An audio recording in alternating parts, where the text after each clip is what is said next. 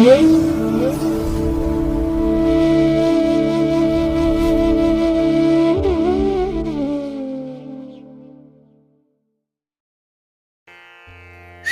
ಮಹಾಗಣಪತಯೇ ನಮಃ. ಶ್ರೀ ಗುರುಭ್ಯೋ ನಮಃ. ಹರಿ ಓಂ. ಪ್ರೀತಿಯ ವೀಕ್ಷಕ ಬಂಧುಗಳೇ, ತಮಗೆಲ್ಲರಿಗೂ ಸಿರಿಗನ್ನಡ ಸುದ್ದಿವಾಹಿನಿಗೆ ಸ್ವಾಗತ. ದಯಾಮಯನಾದಂಥ ಭಗವಂತನ ಅನುಗ್ರಹ ತಮ್ಮೆಲ್ಲರಿಗೆ ಪ್ರಾಪ್ತಿಯಾಗಲಿ, ತಮ್ಮೆಲ್ಲರ ಜೀವನ ಆರೋಗ್ಯದಾಯಕವಾಗಿರಲಿ, ಸಂತೃಪ್ತಿದಾಯಕವಾಗಿರಲಿ ಎಂದು ಭಗವಂತನಲ್ಲಿ ಪ್ರಾರ್ಥನೆಯನ್ನು ಮಾಡ್ತಾ ಈ ದಿನದ ಪಂಚಾಂಗ ಫಲವನ್ನು ನೋಡೋಣ. ಹಾಗೆ ಈ ದಿನದ ವಿಶೇಷತೆ ಏನು, ದ್ವಾದಶ ರಾಶಿಯವರ ಗೋಚಾರ ಫಲಾಫಲಗಳು ಹೇಗಿವೆ ಅನ್ನುವಂಥ ವಿಚಾರಗಳನ್ನು ಕೂಡ ತಿಳ್ಕೊಳ್ಳೋಣ. ಈ ದಿನ 2026 ಆಗಸ್ಟ್ ತಿಂಗಳ 11ನೇ ತಾರೀಕು ಭೌಮವಾಸರ, ಅಂದರೆ ಮಂಗಳವಾರ. ಇದು ಶ್ರೀ ಪರಾಭವ ನಾಮ ಸಂವತ್ಸರದ ದಕ್ಷಿಣಾಯನ ಗ್ರೀಷ್ಮ ಋತು ಆಷಾಢ ಮಾಸದ ಕೃಷ್ಣ ಪಕ್ಷದ ಚತುರ್ದಶಿಯ ತಿಥಿ ಇರುವಂಥ ದಿನ. ಈ ಚತುರ್ದಶಿ ಈ ದಿನ ರಾತ್ರಿ 1:13 ಇರಲಿದೆ. ನಂತರ ಅಮಾವಾಸ್ಯೆ ಆರಂಭ ಆಗುತ್ತೆ. ಈ ದಿನದ ನಕ್ಷತ್ರ ಪುನರ್ವಸು ನಕ್ಷತ್ರ. ಇದು ಈ ದಿನ ಬೆಳಿಗ್ಗೆ 10:14 ಇರಲಿದೆ. ನಂತರ ಪುಷ್ಯ ನಕ್ಷತ್ರ ಆರಂಭ ಆಗುತ್ತೆ. ಈ ದಿನದ ಕರ್ಣ ಪೂರ್ವಕರ್ಣ ವಿಷ್ಟಿ ಅಥವಾ ಭದ್ರ. ಇದು ಈ ದಿನ ಅಪರಾಹ್ನ 3:24 ಇರಲಿದೆ. ನಂತರ ಉತ್ತರ ಕರ್ಣ ಶಕುನಿ ಆರಂಭ ಆಗುತ್ತೆ. ಈ ದಿನದ ಯೋಗ ಸಿದ್ಧಿಯೋಗ. ಇದು ಈ ದಿನ ಸಂಜೆ 6:51 ಇರಲಿದೆ. ನಂತರ ವ್ಯತಿಪಾತ ಯೋಗ ಆರಂಭ ಆಗುತ್ತೆ. ಈ ದಿನ ದಿಕ್ಷೂಲೆ ಇರುವಂಥದ್ದು ಉತ್ತರ ದಿಕ್ಕಿಗೆ. ಇನ್ನು ಈ ದಿನ ಸೂರ್ಯ ಇರುವಂಥ ರಾಶಿ ಕರ್ಕಾಟಕ, ಚಂದ್ರ ಇರುವಂಥ ರಾಶಿ ಕೂಡ ಕರ್ಕಾಟಕ. ಹಾಗೆ ಈ ದಿನ ರಾಹುಕಾಲ ಇರುವಂಥ ಸಮಯ ಈ ದಿನ ಅಪರಾಹ್ನ 3:36 ಸಂಜೆ 5:10 ಗುಳಿಕ ಕಾಲ ಈ ದಿನ ಮಧ್ಯಾಹ್ನ 12:28 ಮಧ್ಯಾಹ್ನ 2:02 ಇನ್ನು ಯಮಗಂಡ ಕಾಲ ಈ ದಿನ ಬೆಳಿಗ್ಗೆ 9:20 ಬೆಳಿಗ್ಗೆ 10:54 ಇರಲಿದೆ. ಇನ್ನು ಈ ದಿನ ದುಷ್ಟ ಮುಹೂರ್ತ ಇರುವಂತಹ ಸಮಯ ಈ ದಿನ ಬೆಳಿಗ್ಗೆ 8:27 ಬೆಳಿಗ್ಗೆ 9:20 ದುಷ್ಟ ಮುಹೂರ್ತದ ಸಮಯ. ಹಾಗಾಗಿ ಈ ಸಮಯದಲ್ಲಿ ಯಾವುದೇ ಪ್ರಯಾಣವನ್ನಾಗಲಿ ಯಾವುದೇ ಶುಭ ಕಾರ್ಯಗಳನ್ನಾಗಲಿ ಆರಂಭ ಮಾಡಬೇಡಿ. ಏಕೆಂದರೆ ನೀವು ಯಾವುದೇ ಚಟುವಟಿಕೆಗಳನ್ನು ಈ ದುರ್ಮುಹೂರ್ತದ ಸಮಯದಲ್ಲಿ ಆರಂಭ ಮಾಡಿದರೆ ಅದರಿಂದ ಬರುವಂತಹ ಫಲಿತಾಂಶಗಳು ಅಷ್ಟೊಂದು ಅನುಕೂಲಕರವಾಗಿ ಇರೋದಿಲ್ಲ. ಆದ್ದರಿಂದಲೇ ಈ ದುಷ್ಟ ಮುಹೂರ್ತವನ್ನು ಅವಾಯ್ಡ್ ಮಾಡುವಂಥದ್ದು ತುಂಬ ಉತ್ತಮ. ಇನ್ನು ಈ ದಿನ ಅಭಿಜಿತ್ ಮುಹೂರ್ತ ಇರುವಂಥ ಸಮಯ ಈ ದಿನ ಬೆಳಿಗ್ಗೆ 11:59 ಮಧ್ಯಾಹ್ನ 12:52 ಅಭಿಜಿತ್ ಮುಹೂರ್ತದ ಸಮಯ. ಇನ್ನು ಈ ದಿನ ವಿಶೇಷವಾಗಿ ಅಮೃತ ಕಾಲ ಇರುವಂಥ ಸಮಯ ಈ ದಿನ ರಾತ್ರಿ 2:08 ರಾತ್ರಿ 3:25 ಅಮೃತ ಕಾಲದ ಸಮಯ. ಹಾಗೆ ಈ ದಿನ ಚಗೋದಯದ ಲಾಭದ ಸಮಯ ಅಂತ ಹೇಳಿದ್ರೆ ಈ ದಿನ ಬೆಳಿಗ್ಗೆ 10:55 ಮಧ್ಯಾಹ್ನ 12:26 ಚಗೋದಯದ ಲಾಭದ ಸಮಯ. ಹಾಗಾಗಿ ವ್ಯಾಪಾರಸ್ಥರು, ವ್ಯವಹಾರಸ್ಥರು, ವರ್ತಕರು, ಅದರಲ್ಲೂ ವಿಶೇಷವಾಗಿ ಈ ಹಣಕಾಸಿನ ಲೇವಾದೇವಿ ವ್ಯವಹಾರ ಮಾಡುವಂಥವರು ಈ ಲಾಭದ ಸಮಯವನ್ನು ಅನುಸರಣೆ ಮಾಡ್ಬೋದು. ಇಲ್ಲಿ ಅಂದರೆ ಈ ಚಗೋದಯದ ಲಾಭದ ಸಮಯದಲ್ಲಿ ನಿಮ್ಮ ಈ ವ್ಯಾಪಾರಿ ಚಟುವಟಿಕೆಗಳನ್ನು ಆರಂಭ ಮಾಡಿ. ಹಾಗೆ ಈ ವ್ಯಾಪಾರಿ ಸಂಬಂಧವಾದಂಥ ಯಾವುದೇ ರೀತಿಯ ಪ್ರಯಾಣ ಇದ್ದರೂ ಕೂಡ ಅದನ್ನು ಈ ಸಮಯದಲ್ಲಿ ಆರಂಭ ಮಾಡಿ, ನಿಮಗೆ ಒಳ್ಳೆಯ ಫಲ ಸಿಕ್ಕತ್ತೆ.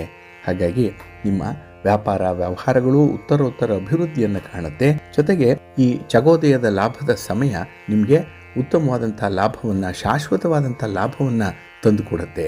ಅದಕ್ಕಾಗಿಯೇ ಪ್ರತಿನಿತ್ಯ ನೀವು ಈ ಲಾಭದ ಸಮಯ ಯಾವುದಿದೆ ಅನ್ನುವಂಥದ್ದನ್ನು ತಿಳ್ಕೊಂಡು ಮುಂದುವರಿರಿ, ಒಳ್ಳೆಯದಾಗುತ್ತೆ. ಇನ್ನು ಈ ದಿನ ಸೂರ್ಯೋದಯ ಆಗುವಂಥ ಸಮಯ ಈ ದಿನ ಪ್ರಾತಃ ಕಾಲ 6:05 ಸೂರ್ಯಾಸ್ತ ಸಂಜೆ 6:43. ಇನ್ನು ಈ ದಿನ ಚಂದ್ರನ ಬಲ ಇರುವಂಥ ರಾಶಿಗಳು ಅಂತ ಹೇಳಿದ್ರೆ ವೃಷಭ, ಕರ್ಕಾಟಕ, ಕನ್ಯಾ, ತುಲಾ, ಮಕರ ಮತ್ತು ಕುಂಭ. ಈ 6 ರಾಶಿಯವರಿಗೆ ಗೋಚಾರದಲ್ಲಿ ಚಂದ್ರನಿಂದ ಶುಭ ಫಲಗಳ ಯೋಗ ಇರುತ್ತೆ. ಇನ್ನು ಉಳಿದ 6 ರಾಶಿಯವರಿಗೆ ಮಿಶ್ರ ಫಲದ ಯೋಗ ಇರುತ್ತೆ. ಅದನ್ನು ಮುಂದೆ ದ್ವಾದಶ ರಾಶಿಯವರ ಗೋಚಾರ ಫಲಾಫಲಗಳನ್ನು ನೋಡುವಂಥ ಸಂದರ್ಭದಲ್ಲಿ ಮತ್ತಷ್ಟು ಹೆಚ್ಚಿನ ಮಾಹಿತಿಗಳನ್ನು ತಿಳ್ಕೊಳ್ಳೋಣ. ಇನ್ನು ಈ ದಿನದ ಹೊರದ ಅಧಿಪತಿ ಕುಜ. ಕುಜ ಅಂತ ಹೇಳಿದ್ರೆ ಅಧಿಕಾರಕ್ಕೆ, ಶಕ್ತಿಗೆ, ಸಾಹಸಕ್ಕೆ ಕಾರಕನಾಗಿರುವಂಥವನು. ಹಾಗಾಗಿ ಯಾರು ಸಾಹಸದ ಕೆಲಸಗಳನ್ನು ಮಾಡ್ತಾರೆ ಅವರಿಗೆ ತುಂಬ ಅನುಕೂಲ ಇರುತ್ತೆ. ಹಾಗೆ ಸ್ಪರ್ಧೆಯಲ್ಲಿ ಭಾಗವಹಿಸುವಂಥವ್ರಿಗೂ ಕೂಡ ತುಂಬ ಅನುಕೂಲ. ಅದಕ್ಕಾಗಿ ಕ್ರೀಡಾಪಟುಗಳಾಗಲಿ ಅಥವಾ ಸ್ಪರ್ಧಾತ್ಮಕ ಪರೀಕ್ಷೆಯನ್ನು ಎದುರಿಸ್ತಾ ಇರುವಂಥ ವಿದ್ಯಾರ್ಥಿಗಳಿಗಾಗಲಿ ಈ ದಿನ ತುಂಬ ಅನುಕೂಲಕರವಾಗಿರುವಂಥ ಸಂದರ್ಭಗಳಿದೆ. ಹಾಗಾಗಿ ನಿಮ್ಮ ಸ್ಪರ್ಧೆಯಲ್ಲಿ ನೀವು ಜಯಗಳಿಸುವಂಥದ್ದು ಅಥವಾ ನಿಮ್ಮ ಒಂದು ಸಾಹಸದ ಕೆಲಸದಲ್ಲಿ ನಿಮ್ಮ ಪ್ರತಿಭೆಯನ್ನು ತೋರಿಸಲಿಕ್ಕೆ ಒಳ್ಳೆಯ ಅವಕಾಶಗಳು ಸಿಕ್ಕತ್ತೆ. ಹಾಗೆ ಕುಜ ಭೂಮಿಕಾರಕ, ಈ ದಿನದ ಅಧಿಪತಿ. ಹಾಗಾಗಿ ಭೂಮಿಗೆ ಸಂಬಂಧಪಟ್ಟಂಥ ವ್ಯವಹಾರಗಳಲ್ಲೂ ಕೂಡ ನಿಮಗೆ ಲಾಭ ಇದೆ. ನಿಮ್ಮ ಮನೆ, ಸೈಟು, ಜಮೀನು ಇತ್ಯಾದಿಗಳನ್ನು ಮಾರಾಟ ಮಾಡುವಂಥವ್ರಿಗಾಗಲಿ ಅಥವಾ ಖರೀದಿ ಮಾಡುವಂಥವ್ರಿಗಾಗಲಿ ತುಂಬ ಅನುಕೂಲತೆಗಳು ಇರುತ್ತೆ. ನಿಮ್ಮ ಪೇಪರ್ ವರ್ಕ್ ಈಸಿ ಆಗಿಬಿಡುತ್ತೆ. ಹಾಗಾಗಿ ಈ ದಿನ ಕುಜನಿಂದ ನಿಮಗೆ ಈ ಭೂಮಿಗೆ ಸಂಬಂಧಪಟ್ಟಂತೆ ಭಾರಿ ಅನುಕೂಲತೆಗಳು ಉಂಟಾಗುತ್ತೆ. ಇನ್ನು ಇದೇ ಕುಜ ಅಹಂಕಾರಕ್ಕೆ ಮತ್ತು ಆಕ್ರಮಣ ಮಾಡುವಂಥ ಬುದ್ಧಿ, ಅಗ್ರೆಸಿವ್ ನೇಚರ್, ಇದಕ್ಕೂ ಕೂಡ ಕಾರಕನಾಗಿರುವಂಥವನು. ಹಾಗಾಗಿ ಈ ದಿನ ಅಧಿಕಾರಿ ವರ್ಗದವರಾಗಲಿ ರಾಜಕಾರಣಿಗಳಾಗಲಿ ನಿಮ್ಮ ಇತಿಮಿತಿಯನ್ನು ತಿಳ್ಕೊಳ್ಬೇಕು. ಏಕೆಂದರೆ ನಿಮ್ಮ ಅಧಿಕಾರವನ್ನು ಚಲಾಯಿಸುವಂಥ ಸಂದರ್ಭದಲ್ಲಿ ಎಲ್ಲ ಒಂದು ಕಡೆ ಸಣ್ಣ ಮಟ್ಟದಲ್ಲಿ ಅಹಂ ಅನ್ನುವಂಥದ್ದು ಬಂದ್ಬಿಟ್ರೂ ಅಲ್ಲಿಗೆ ನಿಮಗೆ ಹಿನ್ನಡೆ ಉಂಟಾಗುವಂಥ ಸಂದರ್ಭಗಳಿರುತ್ತೆ. ಹಾಗಾಗಿ ಈ ದಿನ ಸ್ವಲ್ಪ ಹೊಂದಾಣಿಕೆಯ ಮೂಲಕ ಹೋಗುವಂಥದ್ದು ಉತ್ತಮ. ಜೊತೆಗೆ ಈಗಾಗಲೇ ಹೇಳಿದಾಗೆ ಸ್ಪರ್ಧೆಗೆ, ಕ್ರೀಡೆಗೆ ತುಂಬ ಶುಭಕರವಾಗಿರುವಂಥ ಸಂದರ್ಭ ಇದೆ. ಹಾಗಾಗಿ ಈ ದಿನ ನೀವು ಸಾಹಸದ ಕೆಲಸಗಳನ್ನು ಮಾಡ್ತಾ ಇರಿ. ಅದರಲ್ಲೂ ನಿಮ್ಮ ಕೆಲಸ ಕಾರ್ಯಗಳ ಕಡೆ ಸ್ವಲ್ಪ ಮುತುವರ್ಜಿ ವಹಿಸಿ, ಗಮನ ವಹಿಸಿ ಮುಂದುವರಿಸಿ, ಒಳ್ಳೆಯದಾಗುತ್ತೆ. ಇನ್ನು ಈ ದಿನದ ಕೆಲಸ ಕಾರ್ಯಗಳನ್ನು ಆದಷ್ಟು ನೀವು ಗುರುಹೋರದಲ್ಲಿ ಆರಂಭ ಮಾಡಿದ್ರೆ ಅದು ನಿಮಗೆ ಅತ್ಯುತ್ತಮವಾದಂಥ ಫಲವನ್ನು ತಂದುಕೊಡುತ್ತೆ. ಹಾಗಾಗಿ ಈ ದಿನ ಗುರುಹೋರ ಇರುವಂಥ ಸಮಯ ಈ ದಿನ ಮಧ್ಯಾಹ್ನ 12 ಗಂಟೆ 26 ನಿಮಿಷದಿಂದ ಮಧ್ಯಾಹ್ನ 1 ಗಂಟೆ 32 ನಿಮಿಷದವರೆಗೆ, ಹಾಗೆ ರಾತ್ರಿ 7 ಗಂಟೆ 58 ನಿಮಿಷದಿಂದ ರಾತ್ರಿ 8 ಗಂಟೆ 51 ನಿಮಿಷದವರೆಗೆ, ಇನ್ನು ಮಧ್ಯರಾತ್ರಿ 2 ಗಂಟೆ 13 ನಿಮಿಷದಿಂದ ರಾತ್ರಿ 3 ಗಂಟೆ 7 ನಿಮಿಷದವರೆಗೆ ಗುರುಹೋರ ಇರುವಂಥ ಸಮಯ. ಇದನ್ನು ಈ ದಿನ ನೀವು ಅನುಸರಣೆ ಮಾಡಬಹುದು, ಒಳ್ಳೆಯದಾಗತ್ತೆ. ಹಾಗೆ ಈ ದಿನ ಇರುವಂಥ ಶನಿಹೋರ ಏನಿದೆ ಇದು ಅಷ್ಟೊಂದು ಫೇವರಬಲ್ ಆಗಿಲ್ಲ. ಹಾಗಾಗಿ ನಿಮ್ಮ ಕೆಲಸ ಕಾರ್ಯಗಳು, ನಿಮ್ಮ ಚಟುವಟಿಕೆ ಅಥವಾ ನಿಮ್ಮ ಪ್ರಯಾಣ ಏನಾದರೂ ಶನಿಹೋರದಲ್ಲಿ ಆರಂಭ ಆಗಿಬಿಟ್ರೆ ಅದು ತುಂಬ ನಿಧಾನಗತಿಯಲ್ಲಿ ನಡೆಯುತ್ತೆ.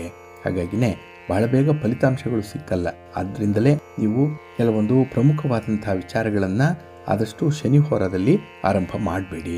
ಇನ್ನು ಈ ದ್ರವ ಪದಾರ್ಥಗಳನ್ನು ವ್ಯಾಪಾರ ಮಾಡುವಂಥವ್ರು, ವ್ಯವಹಾರ ಮಾಡುವಂಥವ್ರಿಗೂ ಕೂಡ ಈ ದಿನ ವ್ಯಾಪಾರ ವ್ಯವಹಾರಗಳು ಅಷ್ಟಕ್ಕಷ್ಟೇ ಇರುವಂಥದ್ದು. ಅದಕ್ಕಾಗಿ ಯಾವುದೇ ರೀತಿಯ ತೀರ್ಮಾನಗಳನ್ನು ತೆಗೆದುಕೊಳ್ಳಿಕ್ಕೆ ಹೋಗಬೇಡಿ.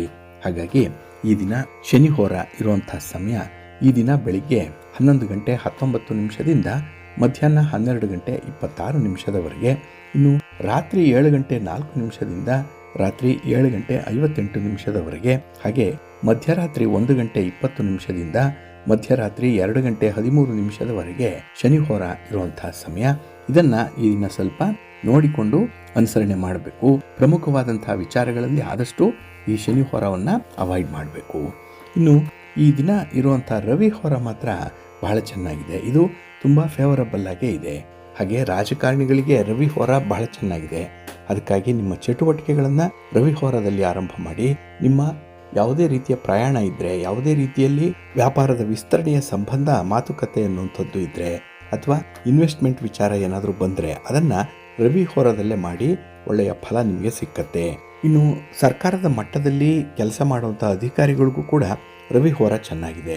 ಹಾಗಾಗಿ ನಿಮ್ಮ ಉದ್ಯೋಗ ಕ್ಷೇತ್ರದಲ್ಲಿ, ನಿಮ್ಮ ವ್ಯಾಪಾರ ಕ್ಷೇತ್ರದಲ್ಲಿ ಉತ್ತಮವಾದಂಥ ಫಲವನ್ನು ಪಡ್ಕೊಳ್ಳಿಕ್ಕೆ ಈ ದಿನ ಈ ರವಿಹೋರದಿಂದ ನಿಮಗೆ ಸಾಧ್ಯ ಆಗುತ್ತೆ. ಇನ್ನು ಹಿರಿಯರನ್ನು, ಗಣ್ಯರನ್ನು ಅಥವಾ ರಾಜಕಾರಣಿಗಳನ್ನು ಭೇಟಿ ಮಾಡಬೇಕು ಅನ್ನುವಂಥ ವಿಚಾರ ಏನಾದರೂ ಇದ್ದರೆ ಅದನ್ನು ಈ ದಿನ ಇರುವಂಥ ರವಿಹೋರದಲ್ಲಿ ಪ್ರಯತ್ನ ಮಾಡಿ. ನಿಮ್ಮ ಪ್ರಯತ್ನಕ್ಕೆ ಮೀರಿದಂಥ ಒಳ್ಳೆಯ ಫಲ ನಿಮ್ಮದಾಗುತ್ತೆ.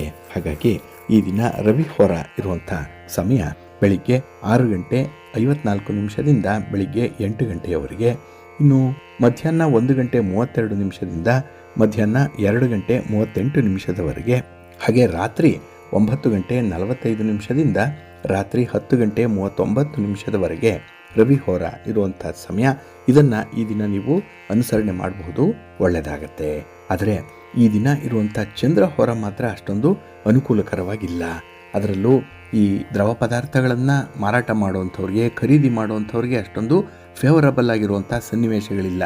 ಹಾಗೆ ಹೋಟೆಲ್ಗಳಲ್ಲಿ ಕೆಲಸ ಮಾಡುವಂಥವ್ರಿಗೆ, ರೆಸ್ಟೋರೆಂಟ್ಗಳಲ್ಲಿ ಕೆಲಸ ಮಾಡುವಂಥವ್ರಿಗೂ ಕೂಡ ಚಂದ್ರಹೋರದಲ್ಲಿ ಎಚ್ಚರಿಕೆಯಿಂದ ಇರಬೇಕು.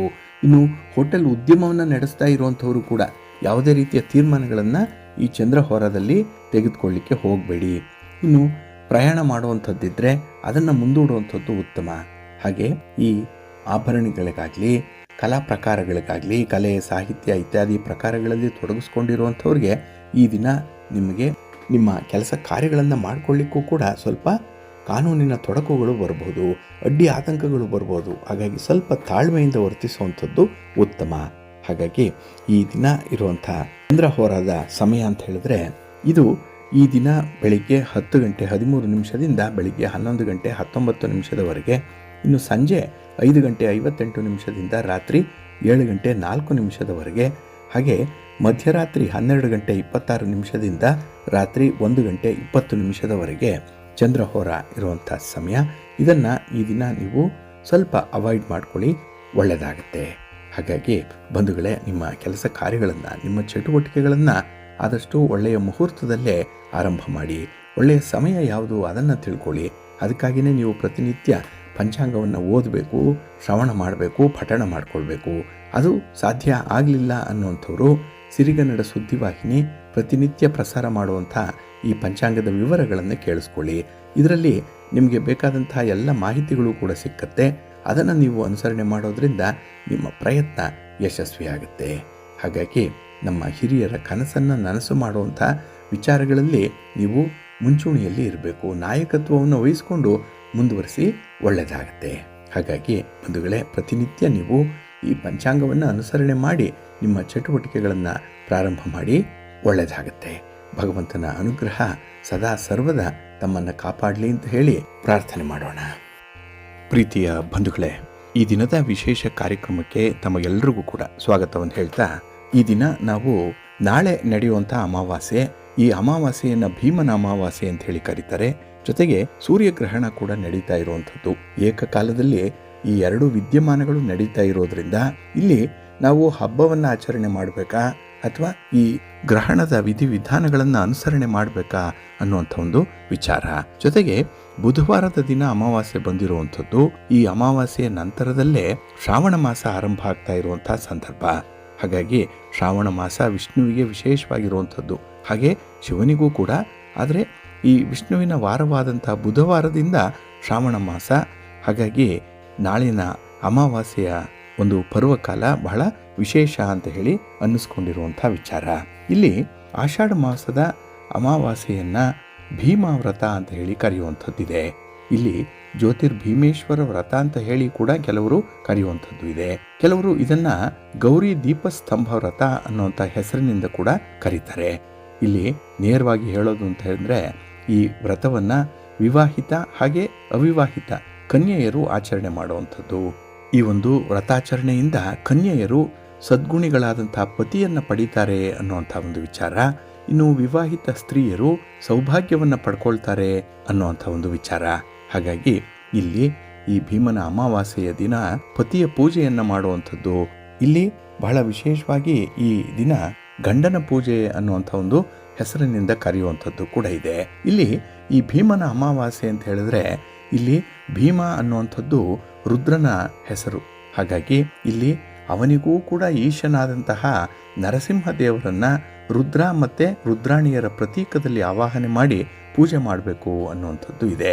ಅದಕ್ಕಾಗಿಯೇ ರುದ್ರದೇವರೇ ಆದೇಶ ಮಾಡಿದ್ದಾರೆ. ಏನಂದರೆ, ಧಾನ್ಯ ರಾಶಿಯ ಮೇಲೆ ಮಣ್ಣಿನಿಂದ ತಯಾರಿಸಿದಂತಹ ಪ್ರತಿಮೆಗಳ ಎರಡನ್ನ ಅಲಂಕಾರ ಮಾಡಿ ದೀಪಸ್ತಂಭವನ್ನು ಇಟ್ಟು ಭಕ್ತಿ ಭಾವದಿಂದ ಪೂಜೆ ಮಾಡಬೇಕು ಅನ್ನುವಂಥದ್ದು ಇದೆ. ಜೊತೆಗೆ 10 ಗ್ರಂಥಿಗಳುಳ್ಳಂತಹ ದೂರವನ್ನು, ಅಂದರೆ ಆ ಹಸಿ ದಾರಕ್ಕೆ 10 ಗಂಟುಗಳಿರಬೇಕು. ಆ ದೂರವನ್ನು ಸ್ಥಾಪನೆ ಮಾಡಿ ಅದಕ್ಕೆ ಪೂಜೆ ಮಾಡಿ ರುದ್ರಾದಿ ನಾಮಗಳಿಂದ ಆವಾಹನೆ ಮಾಡಿ ಪೂಜೆ ಮಾಡಬೇಕು. ನಂತರ ಗೋಧಿ ಹಿಟ್ಟಿನಿಂದ ಮಾಡಿದಂಥ ಭಕ್ಷ್ಯವನ್ನು ನೈವೇದ್ಯಕ್ಕಾಗಿ ಇಡಬೇಕು ಅನ್ನುವಂಥ ವಿಚಾರ ಇದೆ. ಹಾಗಾಗಿ ಇಲ್ಲಿ ದೋರ ಬಂಧನದ ಸಂದರ್ಭದಲ್ಲಿ ಪೂಜೆಯನ್ನು ಮಾಡಬೇಕು. ನಂತರ ವಾಯನದಾನವನ್ನು ನೀಡಿ ಹಿರಿಯರ ಆಶೀರ್ವಾದ ಪಡ್ಕೊಳ್ಬೇಕು ಅನ್ನುವಂಥ ಒಂದು ವಿಚಾರ. ಇದು ಸಂಕ್ಷಿಪ್ತವಾಗಿ ಭೀಮನ ಅಮಾವಾಸ್ಯೆಯನ್ನು ಆಚರಣೆ ಮಾಡುವಂಥದ್ದು.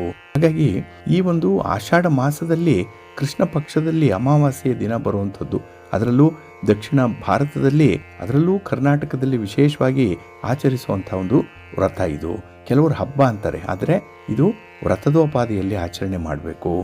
ಇನ್ನು ಇಲ್ಲಿ ಈ ಭೀಮನ ಅಮಾವಾಸ್ಯೆಯನ್ನ ಪತಿ ಸಂಜೀವಿನಿ ವ್ರತ ಅಂತ ಹೇಳಿ ಕೂಡ ಕರೆಯುವಂಥದ್ದಿದೆ. ಇನ್ನು ಜ್ಯೋತಿ ಸ್ತಂಭ ವ್ರತ ಅಂತ ಹೇಳಿ ಕೂಡ ಕರೆಯುವಂಥದ್ದು ಇದೆ. ಇಲ್ಲಿ ಪುರಾಣಗಳಲ್ಲಿ ಬಹಳ ವಿಶೇಷವಾಗಿ ಇದನ್ನ ಉಲ್ಲೇಖಿಸಲ್ಪಟ್ಟಿದ್ದಾರೆ. ಪಾರ್ವತಿಯ ಅನನ್ಯ ಭಕ್ತಿಗೆ ಒಲಿದಂತಹ ಶಿವ ಆಕೆಯನ್ನ ಪತ್ನಿಯಾಗಿ ಸ್ವೀಕಾರ ಮಾಡಿದಂತಹ ದಿನ, ಅರ್ಧನಾರೀಶ್ವರ ಅನ್ನಿಸ್ಕೊಂಡಂತಹ ಸಂದರ್ಭ ಇದು. ಹಾಗಾಗಿ ಪಾರ್ವತಿ ದುಷ್ಟ ರಾಕ್ಷಸರ ಸಂಹಾರಿಣಿ, ಭಕ್ತರಿಗೆ ತಾಯಿಯಾಗಿ ಶಕ್ತಿ ಸ್ವರೂಪಿಣಿಯಾಗಿ ಅವತಾರ ಮಾಡಿದ್ದಾಳೆ. ಆದ್ದರಿಂದ ಈ ದಿನ ವಿಶೇಷವಾಗಿ ಹೆಣ್ಣು ಮಕ್ಕಳು, ವಿವಾಹಿತ ಸ್ತ್ರೀಯರು, ಅವಿವಾಹಿತ ಕನ್ಯೆಯರು ಭೀಮೇಶ್ವರ ವ್ರತವನ್ನ ಶ್ರದ್ಧಾ ಭಕ್ತಿಗಳಿಂದ ಆಚರಣೆ ಮಾಡ್ತಾರೆ ಅನ್ನುವಂಥದ್ದು ಇದೆ. ಹಾಗೆ ಈ 12 ಲಿಂಗಗಳಿದೆಯಲ್ಲ, 12 ಲಿಂಗ, ಅದರಲ್ಲಿ ಅಸ್ಸಾಂನ ಗೌಹಾಟಿಯಲ್ಲಿರುವಂತಹ ಭೀಮೇಶ್ವರ ಅನ್ನುವಂಥ ಒಂದು ಲಿಂಗ ಕೂಡ ಇದೆ. ಹಾಗಾಗಿ ಇಲ್ಲಿ 12 ಲಿಂಗಗಳಲ್ಲಿ ಬಹಳ ವಿಶೇಷವಾದಂತಹ ಪೂಜೆ ಪುನಸ್ಕಾರಗಳು ನಡೆಯುವಂತಹ ಸಂದರ್ಭ ನಾಳೆ. ಹಾಗೆ ಈ ಅವಿವಾಹಿತ ಕನ್ಯೆಯರು ಯೋಗ್ಯವಾದ ಪತಿಯನ್ನ ದಯಪಾಲಿಸು, ಅದರಲ್ಲೂ ಶಿವನಂತ ಪತಿ ಸಿಕ್ಲಿ ಅಂತ ಹೇಳೇನೆ ನಾಳೆ ಪ್ರಾರ್ಥನೆ ಮಾಡಿಕೊಳ್ಳುವಂಥದ್ದು ಇದೆ. ಹಾಗೆ ವಿವಾಹ ಆಗಿದ್ರೆ ಅಲ್ಲಿ ಪತಿಗೆ ದೀರ್ಘಾಯುಷ್ಯವನ್ನ ಕರುಣಿಸು, ಆರೋಗ್ಯವನ್ನ ಕೊಡು, ಐಶ್ವರ್ಯಾದಿಗಳನ್ನ ದಯಪಾಲಿಸು ಅಂತ ಹೇಳಿ ಇಲ್ಲಿ ಶಿವನನ್ನ ಭಕ್ತಿಯಿಂದ ಪೂಜೆ ಮಾಡುವಂತಹ ಸಂದರ್ಭ. ಇನ್ನು ಹೆಣ್ಣು ಮಕ್ಕಳು ತಮ್ಮ ತವರು ಮನೆ ವಿಶೇಷವಾಗಿ ಅಭಿವೃದ್ಧಿಯನ್ನ ಹೊಂದಲಿ, ತವರು ಮನೆಯ ಕಷ್ಟ ಕಾರ್ಪಣ್ಯಗಳು ನಿವಾರಣೆ ಆಗ್ಲಿ, ಹಾಗೆ ತವರಿನಲ್ಲಿರುವಂತಹ ತಂದೆ ತಾಯಿಗಳು, ಅಣ್ಣ ತಮ್ಮಂದಿರು, ಅವರ ಕುಟುಂಬದವರೆಲ್ಲರೂ ಕೂಡ ನೆಮ್ಮದಿಯಿಂದ ಬದುಕಲಿ ಅಂತ ಹೇಳಿ ಕೂಡ ಭಗವಂತನನ್ನ ಪ್ರಾರ್ಥನೆ ಮಾಡಿಕೊಳ್ಳುವಂತಹ ಸಂದರ್ಭ ಇದು. ಹಾಗಾಗಿ ಈ ಅಮಾವಾಸ್ಯೆ ಏನಿದೆ ಇದು ಜ್ಯೋತಿರ್ಭೀಮೇಶ್ವರ ಅಮಾವಾಸ್ಯೆ. ಇನ್ನು ಈ ಕೊಡಗು ಮತ್ತೆ ಮಂಗಳೂರು, ಈ ತುಳುನಾಡಿನ ಭಾಗಗಳಲ್ಲಿ ಇದನ್ನ ಆಟಿ ಅಮಾವಾಸ್ಯೆ ಅಂತ ಹೇಳಿ ಕೂಡ ಕರೆಯುವಂಥದ್ದು ಇದೆ. ಇಲ್ಲಿ ವಿಶೇಷವಾಗಿ ಆಟಿ ಸೊಪ್ಪು ಅನ್ನುವಂಥದ್ದು ಸಿಕ್ಕತ್ತೆ. ಈ ಒಂದು ಸಂದರ್ಭದಲ್ಲೇ ಆ ಸೊಪ್ಪಿಗೆ ಔಷಧೀಯ ಗುಣಗಳಿರುತ್ತೆ, ಅದನ್ನ ಉಪಯೋಗಿಸೋದ್ರಿಂದ ಆರೋಗ್ಯ ವರ್ಧನೆ ಆಗತ್ತೆ ಅನ್ನುವಂಥ ಒಂದು ವಿಚಾರ ಇದೆ. ಹಾಗಾಗಿ ಇದನ್ನ ಆಟಿ ಸೊಪ್ಪು ಅಂತಾನೆ ಕರೆಯುವಂಥದ್ದು ಈ ಒಂದು ಸಂದರ್ಭದಲ್ಲಿ. ಇನ್ನು ಉತ್ತರ ಕರ್ನಾಟಕ ಭಾಗದವರು ಇದನ್ನ ಕೊಡೆ ಅಮಾವಾಸ್ಯೆ ಅಂತ ಹೇಳಿ ಕೂಡ ಕರೆಯುವಂಥದ್ದು ಇದೆ. ಇನ್ನು ಮಳೆಗಾಲ ಆದ್ರಿಂದ ಇವರು ವಿಶೇಷವಾಗಿ ಕೊಡೆಯನ್ನ ದಾನ ಮಾಡುವಂಥ ಒಂದು ಸಂಪ್ರದಾಯ ಕೂಡ ಇದೆ. ಹಾಗಾಗಿ ಈ ಅಮಾವಾಸ್ಯೆಯ ದಿನ ಜ್ಯೋತಿರ್ಭೀಮೇಶ್ವರ ವ್ರತವನ್ನ ಆಚರಣೆ ಮಾಡಬೇಕು. ಆ ದಿನ ಬೆಳಿಗ್ಗೆ ಎದ್ದು ಸ್ನಾನಾದಿಗಳ ನಂತರ ಪೂಜಾ ಪರಿಕರಗಳನ್ನ ಅಣಿ ಮಾಡಿಟ್ಕೊಳ್ಬೇಕು. ಒಂದು ತಟ್ಟೆಯಲ್ಲಿ ಅಥವಾ ಒಂದು ಹರಿವಾಣದಲ್ಲಿ ಅಕ್ಕಿಯನ್ನ ಹಾಕಿಕೊಂಡು ಅದರ ಮಧ್ಯೆ ಕಳಶ ಸ್ಥಾಪನೆಯನ್ನ ಮಾಡಬೇಕು. ಅದರ ಮುಂದೆ ಶಿವ ಪಾರ್ವತಿಯರ ಸಂಕೇತವಾದಂತಹ 2 ಮಣ್ಣಿನ ದೀಪದ ಕಂಬವನ್ನ ಇಟ್ಟು ಅದಕ್ಕೆ ಜೋಡಿ ಹೂಬತ್ತಿಗಳನ್ನ ತುಪ್ಪದಲ್ಲಿ ನೆನೆಸಿ ಇಟ್ಟು ದೀಪವನ್ನು ಹಚ್ಚಿಡಬೇಕು. ಇನ್ನು ತಂಬಿಟ್ಟು ಮಾಡಿ ಅದರಲ್ಲಿ ತುಪ್ಪದ ದೀಪವನ್ನು ಕೂಡ ಹಚ್ಚಿಡಬೇಕು ಅನ್ನುವಂಥದ್ದಿದೆ. ಇನ್ನು ದೀಪಸ್ತಂಭಕ್ಕೆ 9 ಎಳೆಯ ಹಸಿ ದಾರದಿಂದ ಅರಿಶಿನ ಕೊಂಬುಗಳನ್ನು ಕಟ್ಟಿರಬೇಕು. ದೀಪಕ್ಕೆ ಅರಿಶಿನ ಕುಂಕುಮ ಹಚ್ಚಬೇಕು. ಇನ್ನು ಕೊಬ್ಬರಿ ಬಟ್ಟಲಿಗೆ 9 ವಿಳ್ಯದೆಲೆ, 9 ಅಡಿಕೆ ಗೋಟುಗಳನ್ನು ಕೂಡ ಇಡಬೇಕು. ಹಾಗೆ ದೀಪದ ಸುತ್ತಲೂ ಕೂಡ ಅಲಂಕಾರವನ್ನು ಮಾಡಬೇಕು. ಯಾಕೆಂದರೆ ದೀಪದ ಪೂಜೆ ಈ ದಿನ ಬಹಳವಾಗಿ ಇರುವಂಥದ್ದು. ಮೊದಲನೇದಾಗಿ ಗಣಪತಿ ಪೂಜೆ ಮಾಡಿ ನೈವೇದ್ಯ ಮಾಡಿ ಆ 9 ಗಂಟಿನ ಆ ದೋರವನ್ನು ದೇವರ ಮುಂದೆ ಇಟ್ಟು ಅದಕ್ಕೂ ಪೂಜೆ ಮಾಡಬೇಕು. ಕೆಲವರು 10 ಗಂಟುಗಳಿರುವಂಥ ಒಂದು ದೋರವನ್ನು ಪೂಜೆ ಮಾಡುವಂಥದ್ದು ಇದೆ. ಹಾಗಾಗಿ ನಿಮ್ಮ ನಿಮ್ಮ ಸಂಪ್ರದಾಯದಂತೆ 9 ಎಳೆಯ ದಾರದಿಂದ ಮಾಡಿರೋಂಥ ಈ ದೋರ ಬಂಧನವನ್ನು ಪೂಜೆ ಮಾಡಿ ಅದನ್ನು ಬಲಗೈ ಮಣಕೈಗೆ ಕಟ್ಕೊಳ್ಬೇಕು. ಇಲ್ಲಿ ಈ ದಾರವನ್ನು ಸ್ತ್ರೀಯರಿಗೆ ತಾಯಿಯೇ ಕಟ್ಟಬೇಕು. ತಾಯಿ ಇಲ್ಲ ಅಂದರೆ ಮನೆಯಲ್ಲಿರುವಂಥ ಅತ್ತೆ ಇರ್ಬೋದು, ಹಿರಿಯ ಮುತ್ತೈದೆಯರು ಯಾರಾದರೂ ಅದನ್ನು ಕಟ್ಟಬಹುದು. ಇನ್ನು ಈ ಒಂದು ದಾರವನ್ನು ಕೈಗೆ ಕಟ್ಕೊಳ್ಳುವಂಥದ್ದನ್ನೇ ದೋರಬಂಧನ ಅಂತ ಹೇಳಿ ಕರೀತಾರೆ. ಹಾಗೆ ಪತಿಯೇ ಪರದೈವ ಅಂತ ಹೇಳಿ ನಂಬಿದ್ದಂತಹ ದ್ರೌಪದಿ ಕೂಡ ಭೀಮನಿಗೆ ವಿಶೇಷವಾಗಿ ಆಯುಷ್ಯ ವೃದ್ಧಿಯಾಗಲಿ ಅಂತ ಹೇಳಿ ಕೃಷ್ಣನಲ್ಲಿ ಮೊರೆ ಇಟ್ಟಂತೆ. ಆದ್ದರಿಂದ ಇದನ್ನು ಭೀಮೇಶ್ವರ ವ್ರತ ಅಂತ ಹೇಳಿ ಕೂಡ ಕರೆದಿದ್ದಾರೆ ಅನ್ನುವಂಥ ಒಂದು ಉಲ್ಲೇಖ ಇದೆ. ಇನ್ನು ಮತ್ತೊಂದು ಪೌರಾಣಿಕ ಆಧಾರದಲ್ಲಿರುವಂಥ ಮಾಹಿತಿ ಅಂತ ಹೇಳಿದ್ರೆ, ಮನೋನಿಯಾಮಕನಾದಂಥ ರುದ್ರದೇವರ ಅಂದರೆ ಶಿವನ ಹೆಸರಿದು, ಇದು ಭೀಮ ಅಂತ ಹೇಳಿ ಇದನ್ನು ಜ್ಯೋತಿರ್ಭೀಮೇಶ್ವರ ವ್ರತ ಅಂತ ಹೇಳಿ ಕೂಡ ಕರೆಯುವಂಥದ್ದಿದೆ. ಅಂದರೆ ಶಿವನ ಆರಾಧನೆಯನ್ನು ಈ ಸಂದರ್ಭದಲ್ಲಿ ಮಾಡಬೇಕು ಅನ್ನುವಂಥದ್ದು. ಹಾಗಾಗಿ ಇಲ್ಲಿ ಈ ಜ್ಯೋತಿರ್ಭೀಮೇಶ್ವರ ವ್ರತವನ್ನು ಮದುವೆಯಾದಂತಹ ವಿವಾಹಿತ ಸ್ತ್ರೀಯರು ಮದುವೆ ಆದ ಮೇಲೆ 9 ವರ್ಷಗಳು ಕೂಡ ನಿರಂತರವಾಗಿ ಇದನ್ನು ಮಾಡಬೇಕು ಅನ್ನುವಂಥ ಒಂದು ನಿಯಮ ಕೂಡ ಇದೆ. ಹಾಗೆ ಈ ಒಂದು ಸಂದರ್ಭದಲ್ಲಿ ಅಮಾವಾಸ್ಯೆ ಆಗಿರೋದ್ರಿಂದ ಈ ದಿನ ಸಂಜೆ ದೀಪವನ್ನು ಬೆಳಗಿಸಬೇಕು. ಅದರಲ್ಲೂ ಸಂಜೆಯ ಸಮಯದಲ್ಲಿ ಹೊಸ್ತಿಲು ಪೂಜೆಯನ್ನು ಮಾಡಬೇಕು. ಇನ್ನು ಮನೆಯಲ್ಲಿರುವಂಥ ಅಣ್ಣ ತಮ್ಮಂದಿರಿಂದ ಭಂಡಾರವನ್ನು ಹೊಡೆಸುವಂಥ ಶಾಸ್ತ್ರ ಕೂಡ ಕೆಲವರು ಇಟ್ಕೊಂಡಿರ್ತಾರೆ. ಅಂದರೆ ಹೊಸ್ತಿಲ ಮೇಲೆ ಇಟ್ಟಿರುವಂಥ ಭಂಡಾರ ಅಂದರೆ ಕಡುಬು, ಅದನ್ನು ಬಲಗೈ ಮೊಣಕೈಯಿಂದ ಒಡೆಯುವಂಥ ಹಬ್ಬ ಇದು. ನಂತರ ಸಹೋದರಿಯರಿಗೆ ಯಥಾಶಕ್ತಿ ಉಡುಗೊರೆಯನ್ನು ಕೂಡ ನೀಡಬೇಕು. ಸಿಹಿಯೂಟವನ್ನು ಮಾಡಿಸಿ ಅಣ್ಣ ತಮ್ಮಂದಿರ ಬಾಳು ಹಸನಾಗಲಿ ಅಂತ ಹೇಳಿ ಆಶೀರ್ವಾದ ಮಾಡುವಂಥ ಸಂದರ್ಭ. ಹಾಗಾಗಿ ಇಲ್ಲಿ ಆಷಾಢ ಮಾಸದ ಕೊನೆಯ ದಿನ ಈ ವ್ರತವನ್ನು ಆಚರಣೆ ಮಾಡುವಂಥದ್ದಿದೆ. ಅದರಲ್ಲೂ ಹೊಸದಾಗಿ ಮದುವೆಯಾಗಿರುವಂಥ ಕನ್ಯೆ ಈ ಆಷಾಢ ಮಾಸದಲ್ಲಿ ತನ್ನ ತವರಿಗೆ ಹೋಗಿರ್ತಾಳೆ. ಏಕೆಂದರೆ ಅತ್ತೆ ಸೊಸೆ ಇಬ್ಬರು ಒಂದೇ ಬಾಗಿಲಿನಲ್ಲಿ ಆಡಬಾರದು ಅನ್ನುವಂಥ ಒಂದು ವಿಚಾರಕ್ಕೆ ಆ ಸಂದರ್ಭದಲ್ಲಿ ಅಂದರೆ ಈ ಜ್ಯೋತಿರ್ಭೀಮೇಶ್ವರ ವ್ರತದ ಸಂದರ್ಭದಲ್ಲಿ ಮತ್ತೆ ಗಂಡನ ಮನೆಗೆ ಮರಳಿ ಬಂದಿರುವಂಥ ಸಂದರ್ಭ. ಹಾಗಾಗಿ ಗಂಡನಿಗೆ ಪೂಜೆಯನ್ನು ಮಾಡಿ ಆಕೆಯ ಜೀವನಕ್ಕೆ ತಾನೂ ಕೂಡ ಈ ಬಂಡಿಯ ಮತ್ತೊಂದು ಚಕ್ರವಾಗಿ ಮುನ್ನಡೆಸುವಂಥ ಒಂದು ಸಂಕಲ್ಪವನ್ನು ಮಾಡಿಕೊಳ್ತಾರೆ ಅನ್ನುವಂಥ ಒಂದು ವಿಚಾರ ಇದೆ. ಹಾಗಾಗಿ ಇಲ್ಲಿ ಸ್ಕಾಂದ ಪುರಾಣದಲ್ಲೂ ಕೂಡ ಭೀಮನ ಅಮಾವಾಸ್ಯೆಯ ಆಚರಣೆ ಇದೇ ರೀತಿಯಲ್ಲಿತ್ತು ಅನ್ನುವಂಥ ಒಂದು ವಿಚಾರ ಇದೆ. ಹಾಗಾಗಿ ನಾವು ನಾಳೆಯ ಸಂಚಿಕೆಯಲ್ಲಿ ಈ ಜ್ಯೋತಿರ್ಭೀಮೇಶ್ವರ ವ್ರತ ಕಥೆಯನ್ನು ಕೇಳಲೇಬೇಕು, ಅದನ್ನು ಓದಲೇಬೇಕು. ಇಲ್ಲಾಂದರೆ ಆ ಒಂದು ವ್ರತ ಅಥವಾ ನೀವು ಮಾಡಿರುವಂಥ ಪೂಜೆ ಸಂಪನ್ನವಾಗಲ್ಲ. ಹಾಗಾಗಿ ಆ ವ್ರತ ಕಥೆಯನ್ನು ಒಮ್ಮೆ ಕೇಳಿಸ್ಕೊಳ್ಳಿ. ಇನ್ನು ಈ ಒಂದು ಸಂದರ್ಭದಲ್ಲಿ ಆಗ್ತಾ ಇರುವಂಥ ಸೂರ್ಯಗ್ರಹಣ ಏನಿದೆ ಅದರ ಬಗ್ಗೆ ಕೆಲವೊಂದು ಜಿಜ್ಞಾಸೆಗಳು ಕೂಡ ಇದೆ. ಏಕೆಂದರೆ ಇಲ್ಲಿ ಭೀಮನ ಅಮಾವಾಸ್ಯೆಯ ದಿನವೇ ವರ್ಷದ ಕೊನೆಯ ಸೂರ್ಯಗ್ರಹಣ ನಡೀತಾ ಇರುವಂಥದ್ದು. ಆದರೆ ಈ ಖಗೋಳ ವಿಸ್ಮಯ ಏನಿದೆ ಅದು ನಮ್ಮ ದೇಶಕ್ಕೆ ಕಾಣಿಸಲ್ಲ. ಆ ಒಂದು ಹಿನ್ನೆಲೆಯಲ್ಲಿ ಈ ಗ್ರಹಣದ ಆಚರಣೆ ಅಥವಾ ಗ್ರಹಣಕ್ಕೆ ಸಂಬಂಧಪಟ್ಟಂತಹ ಸೂತಕ ನಮಗೆ ಇರಲ್ಲ ಅನ್ನುವಂಥ ಒಂದು ವಿಚಾರ ಕೂಡ ಇದೆ. ಹಾಗಾಗಿ ಆದರೆ ಈ ಗ್ರಹಣದ ಪ್ರಭಾವ ಏನಿದೆ ಅದು 90 ದಿನಗಳವರೆಗೂ ಕೂಡ ಇರುತ್ತೆ. ಅಂದರೆ 90 ದಿನ ಇರುತ್ತಲ್ಲ. ಹಾಗಾಗಿ ವಿಶ್ವದ ಯಾವುದೇ ಭಾಗದಲ್ಲಿ ಗ್ರಹಣ ಗೋಚರಿಸಿದ್ರೂ ಕೂಡ ಅದನ್ನು ಉಳಿದ ಭಾಗದವರು ಅನುಸರಣೆ ಮಾಡಬೇಕು ಅನ್ನುವಂಥ ಒಂದು ವಿಚಾರ ಇದೆ. ಏಕೆಂದರೆ ಈ ಗ್ರಹಣದ ಎಫೆಕ್ಟ್ ಏನಿದೆ, ಪರಿಣಾಮ, ಅದು ಕೆಲವು ರಾಶಿಯವರ ಮೇಲೆ ವಿಶೇಷವಾಗಿ ಪ್ರಭಾವ ಬೀರುತ್ತೆ ಅನ್ನುವಂಥ ಒಂದು ವಿಚಾರ ಕೂಡ ಇದೆ. ಈ ಅಮಾವಾಸ್ಯೆ ಏನಿದೆ ಅದು ಆಗಸ್ಟ್ 12ನೇ ತಾರೀಕು ಸೂರ್ಯೋದಯದ ಸಮಯಕ್ಕೆ ಅಮಾವಾಸ್ಯೆ ಇರುತ್ತೆ.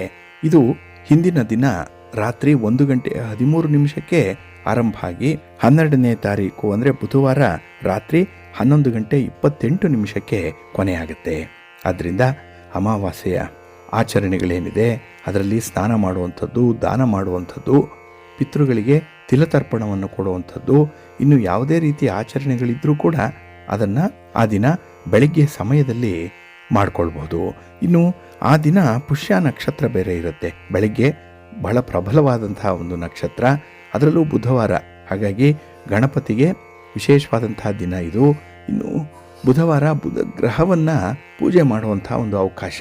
ವಿಷ್ಣು ಅಧಿದೇವತೆ ಈ ಬುಧ ಗ್ರಹಕ್ಕೆ. ಹಾಗಾಗಿ ಇಲ್ಲಿ ವಿಷ್ಣುವನ್ನು ಆರಾಧನೆ ಮಾಡಲಿಕ್ಕೂ ಕೂಡ ತುಂಬ ಅವಕಾಶಗಳಿರುವಂತಹ ಸಂದರ್ಭ. ಹಾಗಾಗಿ ಇಲ್ಲಿ 4-5 ಭಾವಗಳು ಒಟ್ಟಾಗಿ ಸೇರ್ಪಡೆಯಾಗುವಂಥ ಸಂದರ್ಭ ಈ 12ನೇ ತಾರೀಕು ಘಟಿಸ್ತಾ ಇರುವಂಥದ್ದು. ಹಾಗಾಗಿ ಇಲ್ಲಿ ಯಾವ ರೀತಿಯಲ್ಲಿ ನಾವು ಈ ಅಮಾವಾಸ್ಯೆಯ ಆಚರಣೆಯನ್ನು ಮಾಡಬೇಕು ಅನ್ನುವಂಥದ್ರ ಬಗ್ಗೆ ನಾಳಿನ ಸಂಚಿಕೆಯಲ್ಲಿ ಹೆಚ್ಚಿನ ಮಾಹಿತಿಗಳನ್ನು ತಿಳ್ಕೊಳ್ಳೋಣ. ಪ್ರೀತಿಯ ಬಂಧುಗಳೇ, ಇನ್ನು ಮುಂದೆ ದ್ವಾದಶ ರಾಶಿಯವರ ಗೋಚಾರ ಫಲಾಫಲಗಳು ಹೇಗಿವೆ ನೋಡೋಣ ಬನ್ನಿ. ಮೊದಲಿಗೆ ಮೇಷರಾಶಿಯವರಿಗೆ ಈ ದಿನ ಮಿಶ್ರ ಫಲಗಳಿರುವಂತಹ ದಿನ. ಅದರಲ್ಲೂ ಈ ದಿನದ ಕೆಲಸ ಕಾರ್ಯಗಳಲ್ಲಿ ಹೆಚ್ಚು ಶ್ರಮ ಇದೆ, ನಿಮಗೆ ಪ್ರಯತ್ನ ಜಾಸ್ತಿ ಇದೆ, ಆದರೆ ಫಲ ಮಾತ್ರ ಹೇಳಿಕೊಳ್ಳುವಷ್ಟು ಇರಲ್ಲ. ಹಾಗೆ ಈ ದಿನದಲ್ಲಿ ನಿಮ್ಮ ಒಂದು ಕೆಲಸ ಕಾರ್ಯಗಳಲ್ಲಾಗಲಿ ವ್ಯಾಪಾರ ವ್ಯವಹಾರಗಳಲ್ಲಾಗಲಿ ಬರುವಂಥ ಸ್ವಲ್ಪ ಭಾಗ ಏನಿದೆ ಅದು ಆದಾಯ ಇರ್ಬೋದು, ಲಾಭ ಇರ್ಬೋದು, ಅದನ್ನು ನಾಳೆಗಾಗಿ ಸ್ವಲ್ಪ ಉಳಿಸುವಂಥ ಒಂದು ಪ್ರಯತ್ನವನ್ನು ಕೂಡ ಮಾಡಬೇಕಾಗತ್ತೆ. ಇಲ್ಲಿ ಒಂದು ಗುಟ್ಟನ್ನು ನೀವು ಗಮನದಲ್ಲಿಟ್ಕೊಳ್ಬೇಕು. ಶ್ರೀಮಂತರು ಸಾಮಾನ್ಯವಾಗಿ ಮಾಡುವಂಥದ್ದು ಹೆಚ್ಚು ಗಳಿಸು ಅನ್ನುವಂಥದ್ದಲ್ಲ, ಆದರೆ ಗಳಿಸಿದ್ದನ್ನು ಉಳಿಸು ಅನ್ನುವಂಥದ್ದು ಇದೆಯಲ್ಲ ಅದಕ್ಕೆ ಹೆಚ್ಚು ಗಮನವನ್ನು ಕೊಡುವಂಥದ್ದು ಇರುತ್ತೆ. ಹಾಗಾಗಿ ಅವರು ಗಳಿಸಿದಂತಹ ಸುಮಾರು 30-40 ಭಾಗದಷ್ಟು ರೀಇನ್ವೆಸ್ಟ್ ಮಾಡುವಂಥದ್ದು ಇರುತ್ತೆ. ಆ ಒಂದು ನಿಟ್ಟಿನಲ್ಲಿ ನೀವು ಕೂಡ ನಿಮ್ಮ ಹಣಕಾಸಿನ ವಿಚಾರದ ಸ್ಟ್ರಾಟಜಿಯನ್ನು ಸ್ವಲ್ಪ ಬದಲಾವಣೆ ಮಾಡಿಕೊಳ್ಬೇಕಾಗುತ್ತೆ. ಇನ್ನು ಈ ದಿನ ನೀವು ಅಂದುಕೊಂಡಂತೆ ಕೆಲಸಗಳಾಗಲ್ಲ. ಎಲ್ಲೋ ಒಂದು ಕಡೆ ಕೆಲಸದ ವೇಗ ಕಡಿಮೆ ಆಗುತ್ತೆ. ನೀವಾಗಿ ಬಹಳ ಬಲವಂತಕ್ಕಾದ್ರೂ ಕೆಲವೊಂದು ಕೆಲಸಗಳನ್ನು ಕೈ ಬಿಡಬೇಕಾಗತ್ತೆ. ಅಂತಹ ಪರಿಸ್ಥಿತಿಯಲ್ಲಿ ಮನಸ್ಸನ್ನು ಸ್ವಲ್ಪ ಹೊಂದಾಣಿಕೆಗೆ ಅಳವಡಿಸ್ಕೊಳ್ಳಿ, ಒಳ್ಳೆಯದಾಗುತ್ತೆ. ಇನ್ನು ಈ ದಿನ ವಿದ್ಯಾರ್ಥಿಗಳಿಗಾಗಲಿ ಸ್ಪರ್ಧಿಗಳಿಗಾಗಲಿ ತುಂಬ ಪೈಪೋಟಿಗಳಿರುವಂಥ ಸಂದರ್ಭ. ವ್ಯಾಪಾರ ವ್ಯವಹಾರದಲ್ಲೂ ಕೂಡ ತುಂಬ ಪೈಪೋಟಿ ಇದೆ. ಚಾಲೆಂಜಸ್ ಅನ್ನುವಂಥದ್ದು ಬರುತ್ತೆ. ಅನ್ಹೆಲ್ತಿ ಕಾಂಪಿಟೇಷನ್ ಅನ್ನುವಂಥದ್ದು ಇರುತ್ತೆ. ಹಾಗಾಗಿ ಜಾಣ್ಮೆಯಿಂದ ಇದನ್ನು ನೀವು ನಿಭಾಯಿಸಬೇಕಾಗತ್ತೆ. ಹಾಗೆ ಈ ದಿನ ನಿಮ್ಮ ಯಾವುದೇ ಯೋಜನೆಗಳಿರಲಿ, ಯಾವುದೇ ಕಾರ್ಯಚಟುವಟಿಕೆಗಳಿರಲಿ, ಅದನ್ನು ಸದ್ದಿಲ್ಲದೆ ಕಾರ್ಯಗತಗೊಳಿಸುವಂಥ ಪ್ರಯತ್ನ ಮಾಡಿ. ಈ ಆರಂಭಕ್ಕೆ ಮೊದಲೇ ಅದರ ಬಗ್ಗೆ ಹೆಚ್ಚು ಪ್ರಚಾರ ಮಾಡಬೇಡಿ. ಮೊದಲು ಕೆಲಸ ಪ್ರಾರಂಭ ಆಗಲಿ, ನಂತರ ತಾನಾಗಿ ಅದರ ಒಂದು ಪ್ರಗತಿ ಎಲ್ಲರಿಗೂ ತಿಳಿಯುತ್ತೆ. ಅಲ್ಲಿಯವರೆಗೆ ಸ್ವಲ್ಪ ಸಮಾಧಾನದಿಂದ ನಿಮ್ಮ ಕೆಲಸ ಕಾರ್ಯಗಳಲ್ಲಿ ಇನ್ವಾಲ್ವ್ ಆಗಿ ಒಳ್ಳೆಯದಾಗುತ್ತೆ. ನಿಮ್ಮ ಮನೆ ದೇವರನ್ನು ಸ್ಮರಣೆ ಮಾಡ್ತಾ ಇರಿ. ಹಾಗೆ ಭಕ್ತಿಯಿಂದ ಈ ದಿನ ನೀವು ಸುಬ್ರಹ್ಮಣ್ಯ ಸ್ತೋತ್ರವನ್ನು ಹೇಳ್ಕೊಳ್ಳಿ, ಶಿವ ಪಾರ್ವತಿಯರನ್ನು ಆರಾಧನೆ ಮಾಡಿ ಸ್ತೋತ್ರ ಹೇಳ್ಕೊಳ್ಳಿ, ದರ್ಶನ ಮಾಡ್ಕೊಳ್ಳಿ, ಒಳ್ಳೆಯದಾಗುತ್ತೆ. ನಿಮ್ಮ ಅದೃಷ್ಟದ ಬಣ್ಣ ಕೆಂಪು, ಅದೃಷ್ಟದ ದಿಕ್ಕು ಪೂರ್ವ ದಿಕ್ಕು, ಅದೃಷ್ಟ ಸಂಖ್ಯೆ 6. ವೃಷಭ ರಾಶಿ. ವೃಷಭ ರಾಶಿಯವರಿಗೆ ಈ ದಿನ ತೃತೀಯದಲ್ಲಿ ಚಂದ್ರ ಇರುವಂಥ ದಿನ. 3ನೇ ಮನೆ ಬಹಳ ವಿಶೇಷವಾದಂತಹ ಒಂದು ಸಂದರ್ಭ ಇದು. ಏಕೆಂದರೆ ಕೀರ್ತಿ ಸ್ಥಾನದಲ್ಲಿ ಚಂದ್ರ ಇದ್ದಾಗ ನಿಮ್ಮ ಕೆಲಸ ಕಾರ್ಯಗಳನ್ನು ಬಹಳ ಉತ್ಸಾಹದಿಂದ ಆರಂಭ ಮಾಡ್ತೀರಿ. ಕೆಲಸದ ವೇಗ ಕೂಡ ಅಷ್ಟೇ ಚೆನ್ನಾಗಿರುತ್ತೆ. ಅದರಿಂದ ಬರುವಂಥ ಫಲಿತಾಂಶದಲ್ಲಿ ನಿಮಗೆ ಒಂದು ರೀತಿಯ ಹೆಮ್ಮೆ. ಏಕೆಂದರೆ ಕೆಲಸ ಆರಂಭ ಮಾಡಿದ್ದು ನೀವೇ, ಅದನ್ನು ಮುಂದುವರಿಸಿದ್ದು ನೀವೇ ಅನ್ನುವಂಥ ಒಂದು ಆತ್ಮವಿಶ್ವಾಸ ಈ ದಿನ ತುಂಬ ಚೆನ್ನಾಗಿರುತ್ತೆ. ಹಾಗೆ ಈ ದಿನ ವ್ಯಾಪಾರದ ಉದ್ದೇಶದಿಂದ ನೀವು ಮಾಡುವಂಥ ಪ್ರಯಾಣ ಕೂಡ ಉತ್ತಮವಾದಂಥ ಪ್ರಯೋಜನವನ್ನು ತರುತ್ತೆ ನಿಮಗೆ. ಹಾಗಾಗಿ ಇಲ್ಲಿ ಕ್ಯಾಶ್ ಆಗಿ ಲಾಭ ಇಲ್ಲದೆ ಇರ್ಬೋದು, ಹಣ ನಗದಾಗಿ ಇಲ್ಲದೆ ಇರ್ಬೋದು, ಆದರೆ ಬೇರೆ ಬೇರೆ ರೀತಿಯಲ್ಲಿ ನೀವು ಅನುಕೂಲತೆಗಳನ್ನು ಪಡ್ಕೊಳ್ತೀರಿ ಈ ದಿನ. ಇನ್ನು ಈ ದಿನ ನಿಮ್ಮ ಬಂಧುಗಳ ಮಿತ್ರರ ಸಹಕಾರ ಬಹಳ ಚೆನ್ನಾಗಿ ಸಿಕ್ಕತ್ತೆ. ಸಂದರ್ಭೋಚಿತವಾಗಿ ಅವರ ಸಹಾಯವನ್ನು ಪಡ್ಕೊಳ್ಳುವಂಥದ್ದು ಕೂಡ ಇದೆ. ಇನ್ನು ವ್ಯಾಪಾರ ವ್ಯವಹಾರದಲ್ಲಿ ಅವರು ಕೂಡ ನಿಮಗೆ ಸಪೋರ್ಟಿವ್ ಆಗಿರ್ತಾರೆ. ಹಾಗಾಗಿ ನೀವು ಸ್ವಲ್ಪ ಲಾಭವನ್ನು ಈ ದಿನ ನಿರೀಕ್ಷೆ ಮಾಡ್ಬೋದು. ಇನ್ನು ಈ ದಿನ ಪ್ರೀತಿ ಪ್ರೇಮದ ವಿಚಾರದಲ್ಲಿ ಸ್ವಲ್ಪ ಭಿನ್ನಾಭಿಪ್ರಾಯಗಳು ಬರುವಂಥ ಸಾಧ್ಯತೆ ಇದೆ. ಹಾಗೆ ಈ ದಿನ ಒಂದು ಮರೆಯಲಾಗದಂಥ ಘಟನೆ ಸಂಭವಿಸುತ್ತೆ. ಹಿಂದೆ ಆಗಿರುವಂಥ ಘಟನೆ ಅದನ್ನು ಕೂಡ ನೀವು ಮರೆಯಲ್ಲ, ಈ ದಿನ ಕೂಡ ಮರೆಯಲ್ಲ. ಅಂಥದ್ದು ವಿಚಿತ್ರವಾದಂಥ ವಿಶೇಷವಾದಂಥ ಒಂದು ಘಟನೆಗೆ ನೀವು ಸಾಕ್ಷಿಯಾಗ್ತೀರಿ. ಇನ್ನು ಈ ದಿನ ಸ್ವಲ್ಪ ಒತ್ತಡಗಳಿರುವಂಥ ಸಂದರ್ಭ ಇದೆ. ಅದು ಕೆಲವೊಂದು ನೀವಾಗಿ ತಂದುಕೊಳ್ಳುವಂಥ ಒತ್ತಡಗಳು, ಕೆಲವೊಂದು ಬೇರೆಯವರು ನಿಮ್ಮನ್ನು ಪರೀಕ್ಷೆ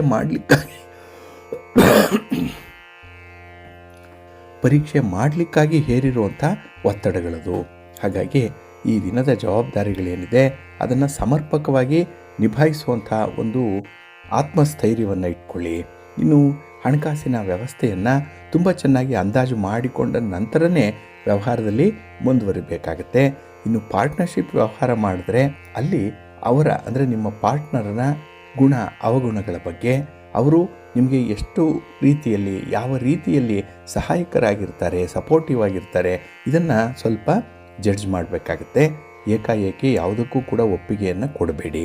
ನಿಮ್ಮ ಇಷ್ಟ ದೇವರನ್ನು ಆರಾಧನೆ ಮಾಡಿ ಭಕ್ತಿಯಿಂದ ಈ ದಿನ ಆಂಜನೇಯ ಸ್ತೋತ್ರವನ್ನು ಹೇಳ್ಕೊಳ್ಳಿ, ಹನುಮಾನ್ ಚಾಲೀಸನ್ನು ಹೇಳ್ಕೊಳ್ಳಿ, ಒಳ್ಳೆಯದಾಗುತ್ತೆ. ನಿಮ್ಮ ಅದೃಷ್ಟದ ಬಣ್ಣ ಕೇಸರಿ, ಅದೃಷ್ಟದ ದಿಕ್ಕು ಪೂರ್ವ ದಿಕ್ಕು, ಅದೃಷ್ಟ ಸಂಖ್ಯೆ 1. ಮಿಥುನ ರಾಶಿ. ಮಿಥುನ ರಾಶಿಯವರಿಗೆ ಈ ದಿನ ದ್ವಿತೀಯದಲ್ಲಿ ಚಂದ್ರ ಇರುವಂಥ ದಿನ, 2ನೇ ಮನೆ. ಹಾಗಾಗಿ ಈ ದಿನದ ಕೆಲಸ ಕಾರ್ಯಗಳಲ್ಲಿ ಸ್ವಲ್ಪ ಮಂದಗತಿ ಇರುತ್ತೆ, ಸ್ವಲ್ಪ ನಿಧಾನವಾಗಿ ಕೆಲಸಗಳು ನಡೆಯುವಂಥದ್ದು. ಹಾಗಾಗಿ ಈ ದಿನ ಯಾವುದೇ ಸನ್ನಿವೇಶ ಬಂದರೂ ಕೂಡ ಅದನ್ನು ನಿಮ್ಮ ಒಂದು ಕೆಲಸ ಕಾರ್ಯಗಳಿಗೆ ಅನುಕೂಲಕರವಾಗಿರುವಂಥ ರೀತಿಯಲ್ಲಿ ಬಳಸ್ಕೊಳ್ಬೇಕಾಗತ್ತೆ. ಇನ್ನು ಸಾಮಾಜಿಕ ವಲಯದಲ್ಲಿ ನಿಮ್ಮ ಕುಟುಂಬದಲ್ಲಿ ಆಗುವಂಥ ಕೆಲವೊಂದು ವಿದ್ಯಮಾನಗಳಲ್ಲಿ ನಿಮಗೆ ವಿಶೇಷವಾದಂಥ ಒಂದು ಸ್ವಾಗತ ಇರುತ್ತೆ. ಆದರೆ ಈ ದಿನ ನಿಮ್ಮ ಸ್ನೇಹಿತರ ಬೇಡಿಕೆಗಳೇನಿದೆ ಅದನ್ನು ಈಡೇರಿಸುವಂಥ ಸಂದರ್ಭದಲ್ಲಿ ಮಾತ್ರ ಸ್ವಲ್ಪ ಎಚ್ಚರಿಕೆಯಿಂದ ಇರಿ. ಏಕೆಂದರೆ ಈ ದಿನ ಹಣದ ಸಹಾಯವನ್ನು ನಿರೀಕ್ಷೆ ಬರುವಂಥ ಸ್ನೇಹಿತರಿಗೆ ಈ ದಿನ ಸಹಾಯ ಮಾಡಿದ್ರೆ ಗಂಟು ನಂಟು ಎರಡೂ ಉಳಿಯಲ್ಲ, ಸ್ವಲ್ಪ ಜಾಗ್ರತೆ. ಇನ್ನು ಈ ದಿನ ನಿಮ್ಮ ಯೋಜನೆಗಳು ನೀವು ಎಣಿಸಿದಂತೆ ಸಾಗಲ್ಲ. ಎಲ್ಲ ಒಂದು ಕಡೆ ಮಧ್ಯದಲ್ಲಿ ಅಡೆತಡೆಗಳು ಜಾಸ್ತಿ ಇರುತ್ತೆ. ಅದಕ್ಕೆ ಕಾರಣವನ್ನು ನೀವು ಕಂಡು ಹಿಡ್ಕೊಳ್ಬೇಕಾಗತ್ತೆ. ಹಾಗೆ ಈ ದಿನ ಸ್ವಲ್ಪ ದುಂದು ವೆಚ್ಚದ ಪ್ರವೃತ್ತಿ ಏನಾದರೂ ಇದ್ದರೆ ಅದನ್ನು ಕೂಡ ನಿಯಂತ್ರಣ ಮಾಡಿಕೊಳ್ಳುವಂಥದ್ದು ತುಂಬ ಉತ್ತಮ. ಇನ್ನು ಈ ದಿನ ಸ್ತ್ರೀ ವರ್ಗದವರಿಂದ ಸ್ವಲ್ಪ ನಿಮಗೆ ತೊಂದರೆಗಳಾಗುವಂಥ ಸಾಧ್ಯತೆ ಇದೆ. ಎಲ್ಲೋ ಒಂದು ಕಡೆ ಮಾತಿಗೆ ಮಾತು ಬೆರೆಯುತ್ತೆ, ವಾದ ವಿವಾದಗಳು ಸೃಷ್ಟಿಯಾಗುತ್ತೆ. ಇಲ್ಲ ಅವರ ಹಠಮಾರಿತನದಿಂದ ನೀವು ಅಂದುಕೊಂಡಂಥ ಕೆಲಸಗಳನ್ನು ಸಾಧನೆ ಮಾಡಲಿಕ್ಕೆ ಆಗಲ್ಲ, ಅಲ್ಲಿ ಕಾಂಪ್ರಮೈಸ್ ಮಾಡಿಕೊಳ್ಬೇಕಾಗತ್ತೆ. ಇನ್ನು ಈ ದಿನದ ಯೋಜನೆಗಳು ಸ್ವಲ್ಪ ತಲೆಕೆಳಕಾಗುವಂಥದ್ದು ಕೂಡ ಇದೆ. ಏಕೆಂದರೆ ಹಠದ ಧೋರಣೆಯಿಂದ ಈ ದಿನ ಸ್ವಲ್ಪ ಹೊಂದಾಣಿಕೆ ಮಾಡಿಕೊಳ್ಬೇಕು ಅನ್ನುವಂಥ ಒಂದು ಸಾಫ್ಟ್ ಕಾರ್ನರ್ ನಿಮಗಿದೆ. ಇದಕ್ಕಾಗಿಯೇ ಈ ದಿನ ಎಲ್ಲ ಬಾಬ್ತುಗಳಲ್ಲೂ ಕೂಡ ನಷ್ಟವನ್ನು ಅನುಭವಿಸುವಂಥ ಸಾಧ್ಯತೆ ಇರುತ್ತೆ. ಆದರೆ ಯಾರ ಮೇಲೂ ಕೂಡ ಹೆಚ್ಚು ಅವಲಂಬನೆಯನ್ನು ಇಟ್ಕೊಳ್ಬೇಡಿ. ಅವಲಂಬನೆ ಅಷ್ಟೊಂದು ಸೂಕ್ತ ಅಲ್ಲ. ಈ ದಿನ ನಿಮ್ಮ ಇಷ್ಟ ದೇವರನ್ನು ಆರಾಧನೆ ಮಾಡಿ, ಶ್ರೀರಾಮ ರಕ್ಷಾ ಸ್ತೋತ್ರವನ್ನು ಹೇಳ್ಕೊಳ್ಳಿ, ರಾಮನಾಮ ಜಪ ಮಾಡಿ. ಈ ದಿನ ಶಿವ ಪಾರ್ವತಿಯರ ದರ್ಶನ ಮಾಡ್ಕೊಳ್ಳಿ, ಒಳ್ಳೆಯದಾಗತ್ತೆ. ನಿಮ್ಮ ಅದೃಷ್ಟದ ಬಣ್ಣ ತಿಳಿ ಹಸಿರು, ಅದೃಷ್ಟದ ದಿಕ್ಕು ಈಶಾನ್ಯ ದಿಕ್ಕು, ಅದೃಷ್ಟ ಸಂಖ್ಯೆ 5. ಕರ್ಕಾಟಕ ರಾಶಿ. ಕರ್ಕಾಟಕ ರಾಶಿಯವರಿಗೆ ಈ ದಿನ ಬಹಳ ವಿಶೇಷವಾದಂತಹ ದಿನ, ಸಂತೋಷದ ದಿನ. ಏಕೆಂದರೆ ಚಂದ್ರ ನಿಮ್ಮ ರಾಶಿಯಲ್ಲೇ ಸ್ಥಿತನಾಗಿದ್ದಾನೆ. ಹಾಗಾಗಿ ಈ ದಿನದ ಕೆಲಸ ಕಾರ್ಯಗಳನ್ನು ಬಹಳ ಉತ್ಸಾಹದಿಂದ, ತುಂಬ ಲವಲವಿಕೆಯಿಂದ ಆರಂಭ ಮಾಡುವಂಥದ್ದು ಇದೆ. ಹಾಗೆ ಈ ದಿನ ನಿಮ್ಮ ಸ್ನೇಹಿತರು ನಿಮಗೆ ಸರ್ವ ರೀತಿಯಲ್ಲೂ ಕೂಡ ಬೆಂಬಲವನ್ನು ನೀಡ್ತಾರೆ. ಅದರಲ್ಲೂ ನಿಮ್ಮ ವೈಯಕ್ತಿಕ ವಿಚಾರಗಳಲ್ಲಿ ಈ ದಿನ ಅವರು ನೀಡುವಂಥ ಸಲಹೆ ಬಹಳ ಅಮೂಲ್ಯ. ಅವರಿಗೆ ಚಿರಋಣಿಗಳಾಗಿರಬೇಕು ನೀವು ಈ ದಿನ. ಏಕೆಂದರೆ ಒಂದು ಸಣ್ಣ ಮಟ್ಟದಲ್ಲಿ ನಿಮ್ಮನ್ನು ಅಪಾಯದಿಂದ ಪಾರು ಮಾಡುವಂಥ ಒಂದು ಒಳ್ಳೆಯ ಯೋಜನೆ ಅವರಿಂದ ಬರುತ್ತೆ, ಒಳ್ಳೆಯ ಸಲಹೆ ಅವರಿಂದ ನಿಮಗೆ ಸಿಕ್ಕತ್ತೆ. ಹಾಗಾಗಿ ಈ ದಿನ ನೀವು ಎರಡನ್ನೂ ಕೂಡ ಮರೆಯೋ ಹಾಗಿಲ್ಲ, ಘಟನೆಯನ್ನೂ ಮರೆಯೋ ಹಾಗಿಲ್ಲ. ಆ ಘಟನೆಯಿಂದ ಹೊರಬರಲಿಕ್ಕೆ ನಿಮ್ಮ ಸ್ನೇಹಿತರು ಸಹಾಯ ಮಾಡಿದ್ದಾರಲ್ಲ, ಅವರನ್ನು ಕೂಡ ಮರೆಯುವಂತಿಲ್ಲ ಈ ದಿನ. ಇನ್ನು ಈ ದಿನದಲ್ಲಿ ಸಂಬಂಧಿಗಳ ವಿಚಾರದಲ್ಲಿ ತುಂಬ ಉದಾರತೆ ಇರುವಂಥ ಸಂದರ್ಭ ಇದೆ. ತುಂಬ ಲಿಬರಲ್ ಆಗಿರ್ತೀರಿ. ಇದು ಕೂಡ ನಿಮಗೆ ಹಿನ್ನಡೆಯನ್ನು ತರುತ್ತೆ. ಹಾಗೆ ಈ ದಿನ ನಿಮ್ಮ ಯೋಜನೆಗಳಿಗಾಗಲಿ ಅಥವಾ ನಿಮ್ಮ ಒಂದು ಭಾವನೆಗಳಿಗಾಗಲಿ ಮನೆಯಲ್ಲಿ ತುಂಬ ಬೆಲೆ ಇದೆ, ವ್ಯಾಲ್ಯೂ ಇದೆ. ಅದನ್ನು ನೀವು ಉಳಿಸ್ಕೊಳ್ಳುವಂಥ ಒಂದು ಪ್ರಯತ್ನವನ್ನು ಮುಂದುವರಿಸಿ. ಇನ್ನು ಈ ದಿನ ಯಾವುದೇ ಒಂದು ದೊಡ್ಡ ಮಟ್ಟದಲ್ಲಿ ಬಂಡವಾಳ ಹಾಕುವಂಥದ್ದು, ಯಾವುದೇ ವಸ್ತುವನ್ನು ಅತಿ ಬೆಲೆಗೆ ಕೊಂಡು ತರುವಂಥ ವಿಚಾರಗಳೇನಿದೆ ಅಲ್ಲಿ ಸ್ವಲ್ಪ ತೊಂದರೆಯನ್ನು ಅನುಭವಿಸ್ತೀರಿ, ಎಚ್ಚರಿಕೆಯಿಂದ ಇರಿ. ಹಾಗೆ ಈ ದಿನದಲ್ಲಿ ಸ್ವಲ್ಪ ಕುಟುಂಬದ ಜೊತೆಯಲ್ಲಿ ಕ್ವಾಲಿಟಿ ಟೈಮನ್ನು ಕಳೆಯುವಂಥದ್ದನ್ನು ಮಾತ್ರ ಮರಿಬೇಡಿ. ಏಕೆಂದರೆ ಕುಟುಂಬಕ್ಕೆ ಈ ದಿನ ನೀವು ವಿಶೇಷವಾಗಿ ಗಮನವನ್ನು ಕೊಡಬೇಕು. ಆದರೆ ಈ ದಿನ ನಿಮ್ಮ ಸ್ನೇಹಿತರನ್ನು ಉಪ್ಪಿನಂತೆ ಬಳಸ್ಕೊಳ್ಳಿ, ಕುಟುಂಬವನ್ನು ಸಕ್ಕರೆಯಂತೆ ಬಳಸ್ಕೊಳ್ಳಿ, ಒಳ್ಳೆಯದಾಗುತ್ತೆ. ಇನ್ನು ವಿಶೇಷವಾಗಿ ಈ ದಿನ ಭಾವನಾತ್ಮಕವಾದಂಥ ಒಂದು ಸಂಬಂಧದಿಂದ ತುಂಬ ಸಂತೋಷ ಇರುತ್ತೆ. ಪ್ರೀತಿ ಪ್ರೇಮದ ವಿಚಾರದಲ್ಲೂ ಕೂಡ ಒಂದು ಅವಿನಾಭಾವವಾದಂಥ ಸಂಬಂಧ ಈ ದಿನ ಸೃಷ್ಟಿಯಾಗುತ್ತೆ. ಅನುಕೂಲ ಇದೆ, ಸಂತೋಷ ಇದೆ. ನಿಮ್ಮ ಇಷ್ಟ ದೇವರನ್ನು ಆರಾಧನೆ ಮಾಡಿ. ಹಾಗೆ ಭಕ್ತಿಯಿಂದ ಈ ದಿನ ನೀವು ದುರ್ಗಾ ಸ್ತೋತ್ರವನ್ನು ಪಠಣ ಮಾಡ್ಕೊಳ್ಳಿ, ಅಮ್ಮನವರ ದರ್ಶನ ಮಾಡ್ಕೊಳ್ಳಿ, ಶಿವ ಪಾರ್ವತಿಯರ ಸ್ತೋತ್ರ ಹೇಳ್ಕೊಳ್ಳಿ, ಒಳ್ಳೆಯದಾಗುತ್ತೆ. ನಿಮ್ಮ ಅದೃಷ್ಟದ ಬಣ್ಣ ತಿಳಿ ಹಸಿರು, ಅದೃಷ್ಟದ ದಿಕ್ಕು ಪೂರ್ವ ದಿಕ್ಕು, ಅದೃಷ್ಟ ಸಂಖ್ಯೆ 1. ಸಿಂಹರಾಶಿ. ಸಿಂಹರಾಶಿಯವರಿಗೆ ಈ ದಿನ 12ರಲ್ಲಿ ಚಂದ್ರ ಇರೋದ್ರಿಂದ ಸ್ವಲ್ಪ ಮಿಶ್ರ ಫಲಗಳಿರುತ್ತೆ. ಹಾಗಾಗಿ ಫಲಿತಾಂಶಗಳ ಕಡೆ ಈ ದಿನ ನಿಮ್ಮ ಗಮನ ಇರಬಾರ್ದು. ಕೆಲಸಗಳನ್ನು ಆರಂಭ ಮಾಡಬೇಕು, ಕೆಲಸಗಳನ್ನು ಮುಂದುವರಿಸಬೇಕು, ಅದನ್ನು ಒಂದು ಲಾಜಿಕಲ್ ಎಂಡ್ವರೆಗೆ ತೆಗೆದುಕೊಂಡು ಹೋಗಬೇಕು ಅನ್ನೋಂಥದ್ರಲ್ಲಿ ಮಾತ್ರ ನಿಮ್ಮ ದೃಷ್ಟಿ ಇರಲಿ. ಕೊಡುವಂಥ ಭಗವಂತ ಏನಾದರೂ ಒಂದನ್ನು ಕೊಟ್ಟೇ ಕೊಡ್ತಾನೆ, ಅದು ನಿಮಗೆ ತೃಪ್ತಿ ಆಗುವಷ್ಟು ಕೊಡ್ತಾನೆ. ಹಾಗಾಗಿ ಆದದ್ದೆಲ್ಲ ಒಳ್ಳೆಯದಕ್ಕೆ, ಬಂದದ್ದೆಲ್ಲ ಬರಲಿ, ಗೋವಿಂದನ ದಯೆಯೊಂದಿರಲಿ ಅಂತ ಹೇಳಿ ಈ ದಿನ ದೇವರ ಮೇಲೆ ಭಾರ ಹಾಕಿ ನಿಮ್ಮ ಕೆಲಸ ಕಾರ್ಯಗಳನ್ನು ಮುಂದುವರಿಸಿ. ಇನ್ನು ಈ ದಿನ ಸ್ವಲ್ಪ ಮಾನಸಿಕ ಒತ್ತಡವನ್ನು ನೀವಾಗಿ ತಂದುಕೊಳ್ಳುವಂಥ ಸಾಧ್ಯತೆ ಇದೆ. ಮೂರನೆಯವರ ವಿಚಾರಕ್ಕೆ ಈ ದಿನ ನೀವು ಕೈ ಹಾಕೋದ್ರಿಂದ ಅಲ್ಲಿಂದ ನಿಮಗೆ ಒತ್ತಡ ಆರಂಭ ಆಗುತ್ತೆ. ಹಾಗಾಗಿ ಎಲ್ಲೋ ಒಂದು ಕಡೆ ಸಮಸ್ಯೆಯನ್ನು ಪರಿಹಾರ ಮಾಡಲಿಕ್ಕೆ ಹೋಗಿ ಆ ಸಮಸ್ಯೆಯನ್ನು ನೀವೇ ಹೊರುವಂಥ ಸಾಧ್ಯತೆ ಬರುತ್ತೆ. ಇಲ್ಲಿ ವಿಶೇಷವಾಗಿ ನೋಡಿ, ಕೆಲವರು ಸುಖ ದುಃಖಗಳನ್ನು ಹೇಳ್ಕೊಳ್ತಾರೆ. ಅದರಲ್ಲೂ ಈ ದುಃಖ ಅಥವಾ ಬೇರೆ ರೀತಿಯಲ್ಲಿ ಒಂದು ನೆಗೆಟಿವ್ ಎನರ್ಜಿಯನ್ನು ಹೇಳುವಂಥವ್ರು ಯಾರನ್ನು ಯಾರು ಕೇಳಿಸ್ಕೊಳ್ತಾರೋ ಅಂಥವ್ರಿಗೆ ಪಾಸಾನ್ ಮಾಡ್ತಾ ಇರ್ತಾರೆ. ಹಾಗಾಗಿನೇ ಈ ಒಂದು ಸಂದರ್ಭದಲ್ಲಿ ಆ ನೆಗೆಟಿವ್ ಎನರ್ಜಿಯನ್ನು ಸ್ವಲ್ಪ ನೀವು ರೆಸಿಸ್ಟ್ ಮಾಡಬೇಕಾಗತ್ತೆ. ಇಲ್ಲ ಈ ದಿನ ಧನಾತ್ಮಕ ದೃಷ್ಟಿಕೋನದಿಂದ ಪ್ರತಿಯೊಂದನ್ನು ಕೂಡ ನೋಡುವಂಥ ಒಂದು ಅಭ್ಯಾಸವನ್ನು ಮುಂದುವರಿಸಿ, ಒಳ್ಳೆಯದಾಗುತ್ತೆ. ಇನ್ನು ಈ ದಿನ ಕೆಲವೊಂದು ಸಮಸ್ಯೆಗಳು ಕುಟುಂಬದವರಿಗೂ ಕೂಡ ಹೋಗುವಂಥ ಸಾಧ್ಯತೆ ಇದೆ.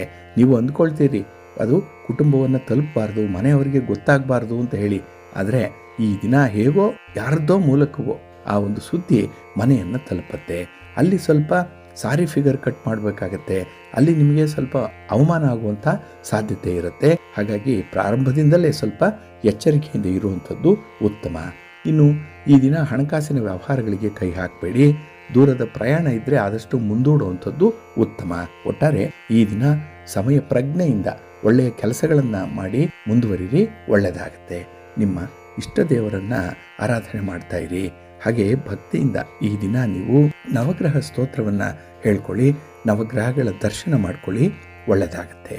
ನಿಮ್ಮ ಅದೃಷ್ಟದ ಬಣ್ಣ ಕೆಂಪು, ಅದೃಷ್ಟದ ದಿಕ್ಕು ಪೂರ್ವ ದಿಕ್ಕು, ಅದೃಷ್ಟ ಸಂಖ್ಯೆ 2. ಕನ್ಯಾ ರಾಶಿ. ಕನ್ಯಾ ರಾಶಿಯವರಿಗೆ ಈ ದಿನ ಲಾಭಸ್ಥಾನದಲ್ಲಿ ಚಂದ್ರ ಇರುವಂಥ ದಿನ. ಹಾಗಾಗಿ ಈ ದಿನದ ಕೆಲಸ ಕಾರ್ಯಗಳಲ್ಲಿ ನಿಮಗೆ ಪರಿಪೂರ್ಣತೆ ಅನ್ನುವಂಥದ್ದು ಇದೆ, ಒಂದು ಕಂಪ್ಲೀಟ್ನೆಸ್ ಅನ್ನುವಂಥದ್ದು ಬರುತ್ತೆ. ಹಾಗಾಗಿನೇ ಈ ದಿನ ಕೆಲಸದಲ್ಲಿ, ಉದ್ಯೋಗದಲ್ಲಿ, ವ್ಯಾಪಾರದಲ್ಲಿ ನೀವು ಕಂಡಿರುವಂಥ ಏಳು ಬೀಳುಗಳು ಅದು ನಿಮ್ಮ ಅನುಭವ. ಅದರ ಆಧಾರದಲ್ಲೇ ಈ ದಿನ ಕೆಲವರಿಗೆ ಬುದ್ಧಿಮಾತನ್ನು ಹೇಳುವಂಥ ಅವಕಾಶಗಳು ಕೂಡ ಇದೆ. ಹಾಗಾಗಿ ಈ ದಿನ ನಿಮ್ಮನ್ನು ನೋಡುವಂಥವರು ಬಹಳ ಸಂಖ್ಯೆಯಲ್ಲಿರ್ತಾರೆ. ಹಾಗಾಗಿ ನಿಮ್ಮ ನಡೆ ನುಡಿಯಲ್ಲಿ ವ್ಯತ್ಯಯ ಆಗಬಾರ್ದು, ನೋಡಿಕೊಳ್ಳಿ. ಇನ್ನು ಈ ದಿನ ವ್ಯಾಪಾರದಲ್ಲಿ ಹೆಚ್ಚು ಲಾಭ ಏನೋ ಇದೆ. ಆದರೆ ಯಾರದ್ದೋ ಒಂದು ಮಾತನ್ನು ಕೇಳಿ ಎಲ್ಲೋ ಇನ್ವೆಸ್ಟ್ ಮಾಡೋಕ್ಕೆ ಹೋಗ್ತೀರಿ, ಅಲ್ಲಿ ಸ್ವಲ್ಪ ಎಡವಟ್ಟಾಗುವಂಥ ಸಾಧ್ಯತೆ ಇರುತ್ತೆ. ಹಣಕ್ಕೆ ಮೋಸ ಇಲ್ಲ, ಆದರೆ ಅದು ಬೇಗ ನಿಮ್ಮ ಕೈಗೆ ಸಿಕ್ಕಲ್ಲ. ಎಮರ್ಜೆನ್ಸಿ ಅಂತ ಹೇಳಿ ಸ್ವಲ್ಪ ಹಣವನ್ನು ಎಮರ್ಜೆನ್ಸಿ ಫಂಡ್ಗಾಗಿ ಇಟ್ಕೊಂಡಿರುವಂಥದ್ದನ್ನು ಕೂಡ ಈ ದಿನ ಖರ್ಚು ಮಾಡುವಂಥ ಸಂದರ್ಭ ಬರ್ಬೋದು.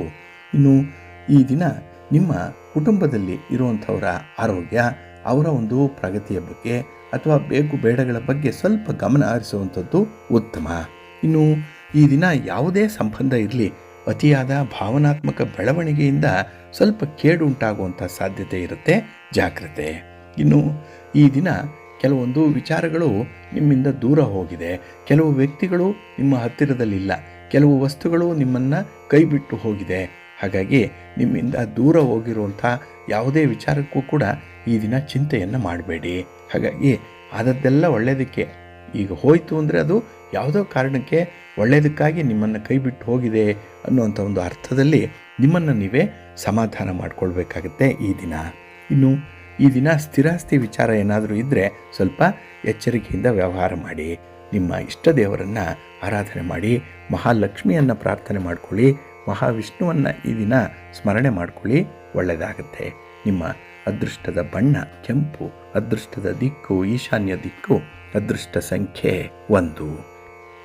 ತುಲಾರಾಶಿ. ತುಲಾರಾಶಿಯವರಿಗೆ ಈ ದಿನ ಬಹಳ ವಿಶೇಷವಾದಂಥ ದಿನ. ಅದರಲ್ಲೂ ನಿಮ್ಮ ವೃತ್ತಿಯಲ್ಲಿ, ನಿಮ್ಮ ಉದ್ಯೋಗದಲ್ಲಿ ಪ್ರಗತಿಯನ್ನು ಕಾಣುವಂಥ ದಿನ. ಹಾಗೆ ಹಳೆಯ ಸ್ನೇಹಿತರ ಭೇಟಿ ಅದು ಕೂಡ ನಿಮಗೆ ತುಂಬ ಸಂತೋಷವನ್ನು ತರುತ್ತೆ. ಇನ್ನು ಹೊಸ ಯೋಜನೆಗಳನ್ನು ಆರಂಭ ಮಾಡುವಂಥ ಒಂದು ಉತ್ಸಾಹ ಕೂಡ ಇದೆ. ಹಾಗಾಗಿ ಈ ದಿನ ನಿಮಗೆ ಬೇಕಾದಂಥವರ ಒಂದು ಸಪೋರ್ಟನ್ನು ಪಡ್ಕೊಳ್ಳುವಂಥದ್ದು, ಅವರ ಎಂಡಾರ್ಸ್ಮೆಂಟ್ ಈ ದಿನ ನಿಮಗೆ ಬೇಕು. ಅವರು ಲಿಟ್ರಲಿ ನಿಮ್ಮ ಜೊತೆಗೆ ಬರಬೇಕು ಅನ್ನುವಂಥದ್ದೇನಿಲ್ಲ, ಹಣ ಸಹಾಯ ಮಾಡಬೇಕು ಅನ್ನುವಂಥದ್ದೇನಿಲ್ಲ. ಆದರೆ ಮೆಂಟಲಿ ಸಪೋರ್ಟ್ ಕೊಟ್ಟರೆ ಸಾಕು, ಮಾರಲ್ ಸಪೋರ್ಟ್ ಅನ್ನುವಂಥದ್ದು ಅದನ್ನು ಕೊಟ್ಟರೆ ಈ ದಿನ ಅದ್ಭುತವಾದಂತಹ ಜಯ ನಿಮ್ಮದೇ ಆಗುತ್ತೆ.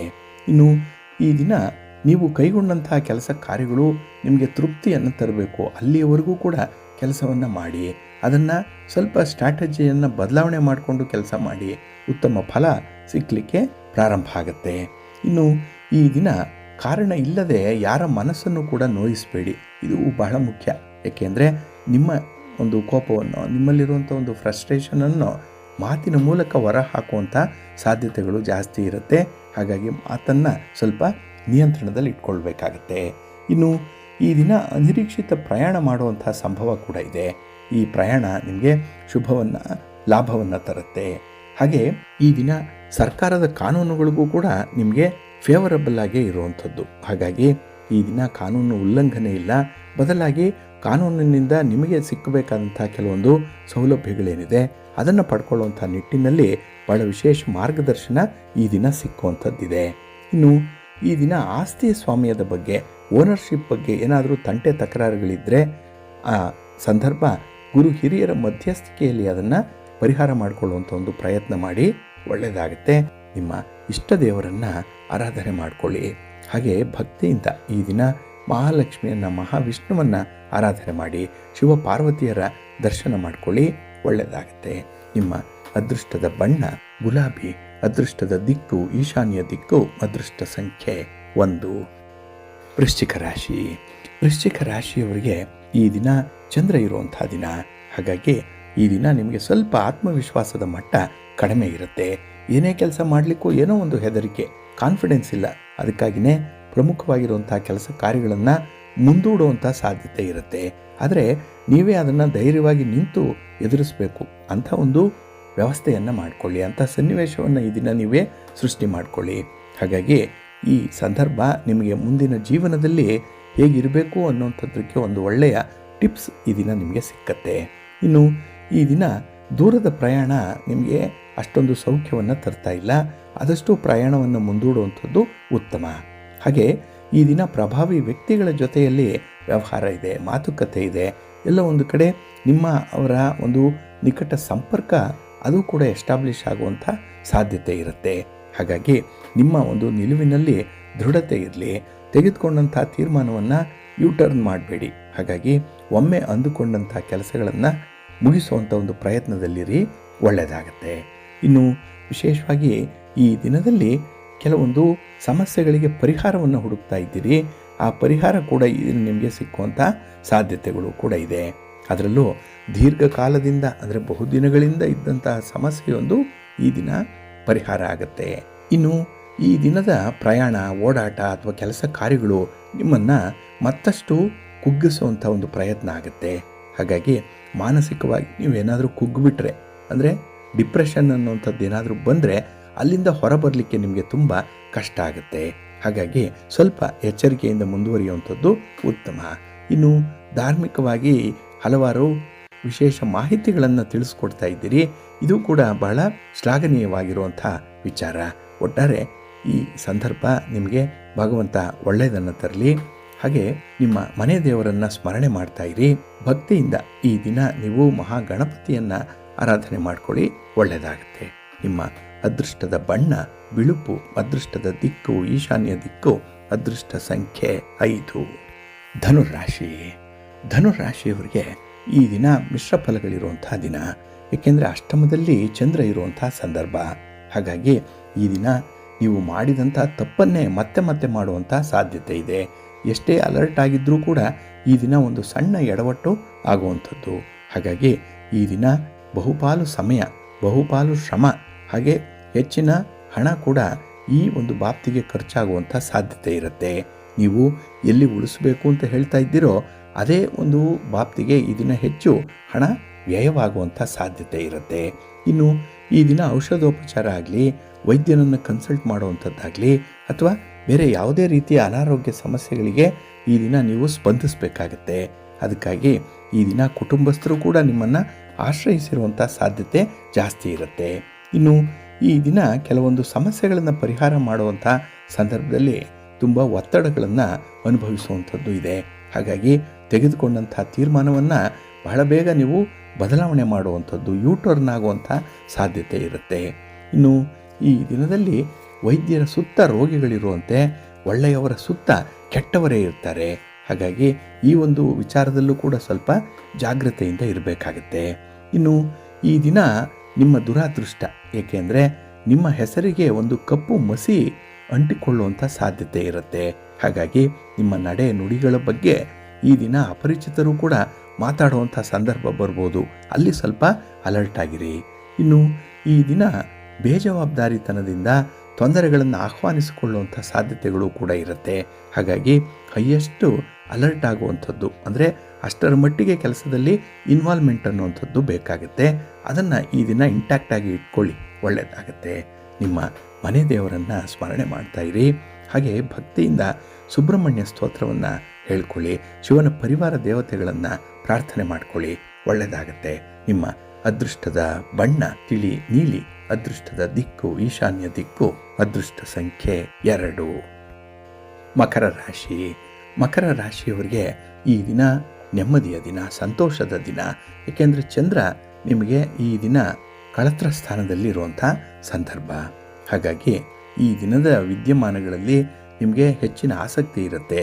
ಜೊತೆಗೆ ನಿಮ್ಮವರು ಈ ದಿನ ನಿಮ್ಮ ಜೊತೆಯಲ್ಲಿದ್ದು ನಿಮಗೆ ಪೂರ್ಣ ಸಹಕಾರವನ್ನು ಕೊಡುವಂಥದ್ದು ಕೂಡ ಇದೆ. ಇನ್ನು ಈ ದಿನ ಸ್ನೇಹಿತರ ಮಧ್ಯದಲ್ಲಿ, ಸಂಬಂಧಿಗಳ ಮಧ್ಯದಲ್ಲಿ ಯಾವುದೇ ರೀತಿಯ ವ್ಯವಹಾರಗಳ ಬಗ್ಗೆ ಮಾತಾಡಲಿಕ್ಕೆ ಹೋಗಬೇಡಿ. ಜನರಲ್ಲಾಗಿ ಮಾತಾಡಿ. ಆದರೆ ಈ ದಿನದ ವಿದ್ಯಮಾನಗಳು ನಿಮಗೆ ಸ್ವಲ್ಪ ಬೇಸರವನ್ನು ತರಿಸುತ್ತೆ. ಏಕೆಂದರೆ ಅಲ್ಲಿ ಅಂದರೆ ಕುಟುಂಬದಲ್ಲಿ ನಡೆಯುವಂಥ ಕೆಲವೊಂದು ಡೆವಲಪ್ಮೆಂಟ್ಸ್ ಏನಿದೆ ಅದು ನಿಮಗೆ ಇಷ್ಟ ಆಗಲ್ಲ. ಹಾಗಾಗಿ ಈ ದಿನದಲ್ಲಿ ಯಾವುದೇ ಒಂದು ವಿಚಾರದಲ್ಲೂ ಕೂಡ ಅತಿರೇಕಕ್ಕೆ ಹೋಗಬೇಡಿ. ಇನ್ನು ಈ ದಿನ ಮನೆಯಲ್ಲಿ ಕೆಲವು ಕಾರಣಕ್ಕಾಗಿ ಅಶಾಂತಿಯ ವಾತಾವರಣ ಇರುತ್ತೆ. ಅಂದರೆ ಕೆಲಸಗಳು ಜಾಸ್ತಿ. ಯಾರೇ ಆಗಲಿ ಜವಾಬ್ದಾರಿ ತೆಗೆದುಕೊಂಡು ಕೆಲಸ ಮಾಡಬೇಕು, ಅದು ಈ ದಿನ ನಿಮ್ಮ ಮನೆಯಲ್ಲಿ ಕಾಣಿಸಲ್ಲ.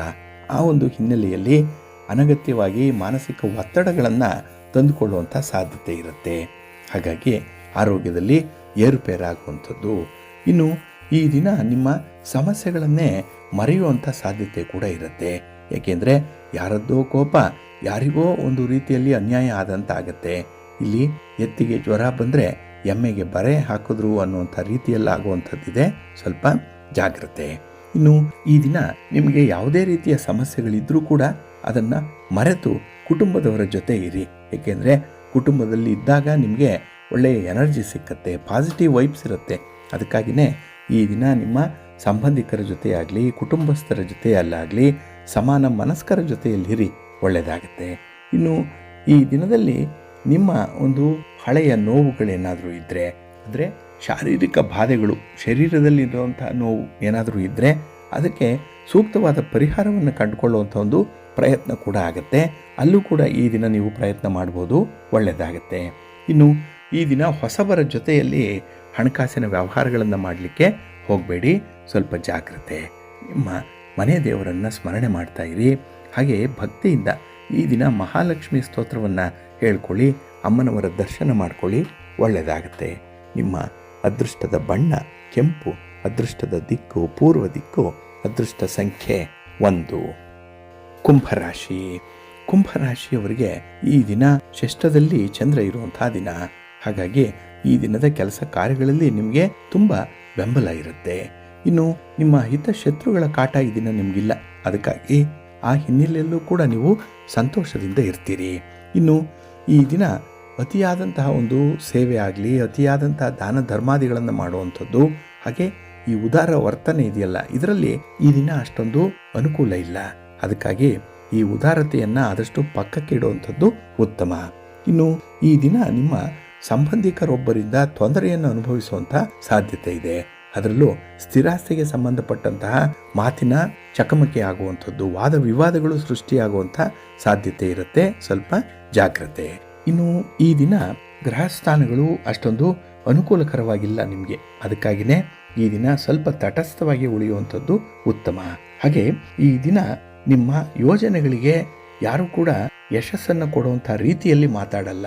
ಅಲ್ಲಿ ಏನೋ ಒಂದು ಅನುಮಾನ ವ್ಯಕ್ತವಾಗುವಂಥ ಸಾಧ್ಯತೆ ಇರುತ್ತೆ. ಹಾಗೆ ಈ ದಿನದಲ್ಲಿ ನಿಮ್ಮ ಸ್ಥಿರಾಸ್ತಿಗೆ ಸಂಬಂಧಪಟ್ಟಂತಹ ವಿಚಾರಗಳಲ್ಲಿ ಯಾವುದೇ ರೀತಿಯ ತೀರ್ಮಾನಗಳನ್ನು ಕೈಗೊಂಡಿದ್ರೂ ಕೂಡ ಅದು ಒಳ್ಳೆಯದನ್ನೇ ತರುತ್ತೆ. ಹಾಗೆ ಈ ದಿನ ಆಶಾಭಂಗ ಆಗಬಾರ್ದು. ನಿಮಗೆ ಸೌಹಾರ್ದತೆಯ ಅಗತ್ಯತೆ ಇದೆ. ಅದಕ್ಕಾಗಿ ಈ ದಿನ ಸ್ವಲ್ಪ ಹಾತೊರೆಯುವಂಥದ್ದು ಇರುತ್ತೆ. ಒಟ್ಟಾರೆ ಈ ದಿನ ನಿಮಗೆ ಪ್ರಯತ್ನ ಮಾಡಿದಷ್ಟು ಉತ್ತಮ ದಿನ ಆಗುತ್ತೆ. ನಿಮ್ಮ ಇಷ್ಟ ದೇವರನ್ನು ಆರಾಧನೆ ಮಾಡಿಕೊಳ್ಳಿ. ಹಾಗೆ ಭಕ್ತಿಯಿಂದ ಈ ದಿನ ನೀವು ವಿಷ್ಣು ಸಹಸ್ರನಾಮವನ್ನು ಹೇಳ್ಕೊಳ್ಳಿ. ದಕ್ಷಿಣಾಮೂರ್ತಿಗಳನ್ನು ಈ ದಿನ ದರ್ಶನ ಮಾಡಿಕೊಳ್ಳಿ, ಒಳ್ಳೆಯದಾಗುತ್ತೆ. ನಿಮ್ಮ ಅದೃಷ್ಟದ ಬಣ್ಣ ಬಿಳುಪು, ಅದೃಷ್ಟದ ದಿಕ್ಕು ಈಶಾನ್ಯ ದಿಕ್ಕು, ಅದೃಷ್ಟ ಸಂಖ್ಯೆ 2. ಮೀನರಾಶಿ. ಮೀನರಾಶಿಯವರಿಗೆ ಈ ದಿನ ಪಂಚಮದಲ್ಲಿ ಚಂದ್ರ ಇರುವಂಥ ದಿನ. ಹಾಗಾಗಿ ಈ ದಿನ ಮನೆಯಲ್ಲಿ ಸ್ವಲ್ಪ ಅಶಾಂತಿಯ ವಾತಾವರಣ ಇರುತ್ತೆ. ಎಷ್ಟು ತಿಳಿಯುಗೊಳಿಸಬೇಕು ಅಂತ ಹೇಳಿ ಪ್ರಯತ್ನ ಮಾಡ್ತಿರೋ ಅಷ್ಟೇ ಅದು ರಿವರ್ಸ್ ಆಗುವಂಥ ಸಾಧ್ಯತೆ ಇರುತ್ತೆ. ಹಾಗಾಗಿ ಈ ದಿನ ಸ್ವಲ್ಪ ಒತ್ತಡದ ಜೊತೆಗೆ ನೀವು ಕೆಲಸ ಕಾರ್ಯಗಳ ಯೋಜನೆಯನ್ನು ಕೂಡ ಹಾಕಿಕೊಳ್ಬೇಕಾಗತ್ತೆ ಈ ದಿನ. ಇನ್ನು ಈ ದಿನ ತ್ವರಿತವಾಗಿ ಹಣ ಪಡೆಯುವಂಥ ಒಂದು ಬಯಕೆ ನಿಮಗೆ ತುಂಬ ಇರುತ್ತೆ. ಆದರೆ ಅಂತಹ ಬಯಕೆಗಳು ಅಷ್ಟೊಂದು ಒಳ್ಳೆಯದನ್ನು ತರಲ್ಲ, ಜಾಗ್ರತೆ.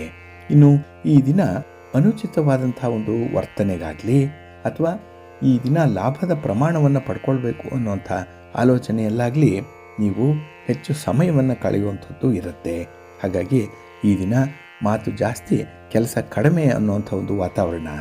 ಹಾಗೆ ಈ ದಿನ ಸ್ವಲ್ಪ ಸಮಯವನ್ನು ನೀವು ನಿಮ್ಮ ಪಶು ಸಂಪತ್ತಿನ ಜೊತೆಯಲ್ಲಿ ಕಳೀರಿ. ಹಾಗಾಗಿ ನಮಗೂ ಏನಾದರೂ ಅವಕಾಶ ಇದ್ದರೆ ಅದನ್ನು ತಿಳಿಸಿ, ಖಂಡಿತ ಅದನ್ನು. ಇನ್ನು ಈ ದಿನ ನಿಮಗೆ ಮಕ್ಕಳಿಂದ ಅಷ್ಟೊಂದು ಅನುಕೂಲತೆಗಳಿಲ್ಲ. ಮಕ್ಕಳ ಸುದ್ದಿ, ಅವರ ವಾರ್ತೆ ನಿಮಗೆ ಹಿತವನ್ನು ತರ್ತಾ ಇಲ್ಲ. ಹಾಗಾಗಿ ಸ್ವಲ್ಪ ನವಗ್ರಹ ಪೂಜೆಯನ್ನು ಮಾಡುವಂಥದ್ದು, ನವಗ್ರಹ ಶಾಂತಿಯನ್ನು ಮಾಡುವಂಥದ್ದನ್ನು ಮಾಡಿ, ಒಳ್ಳೆಯದಾಗುತ್ತೆ.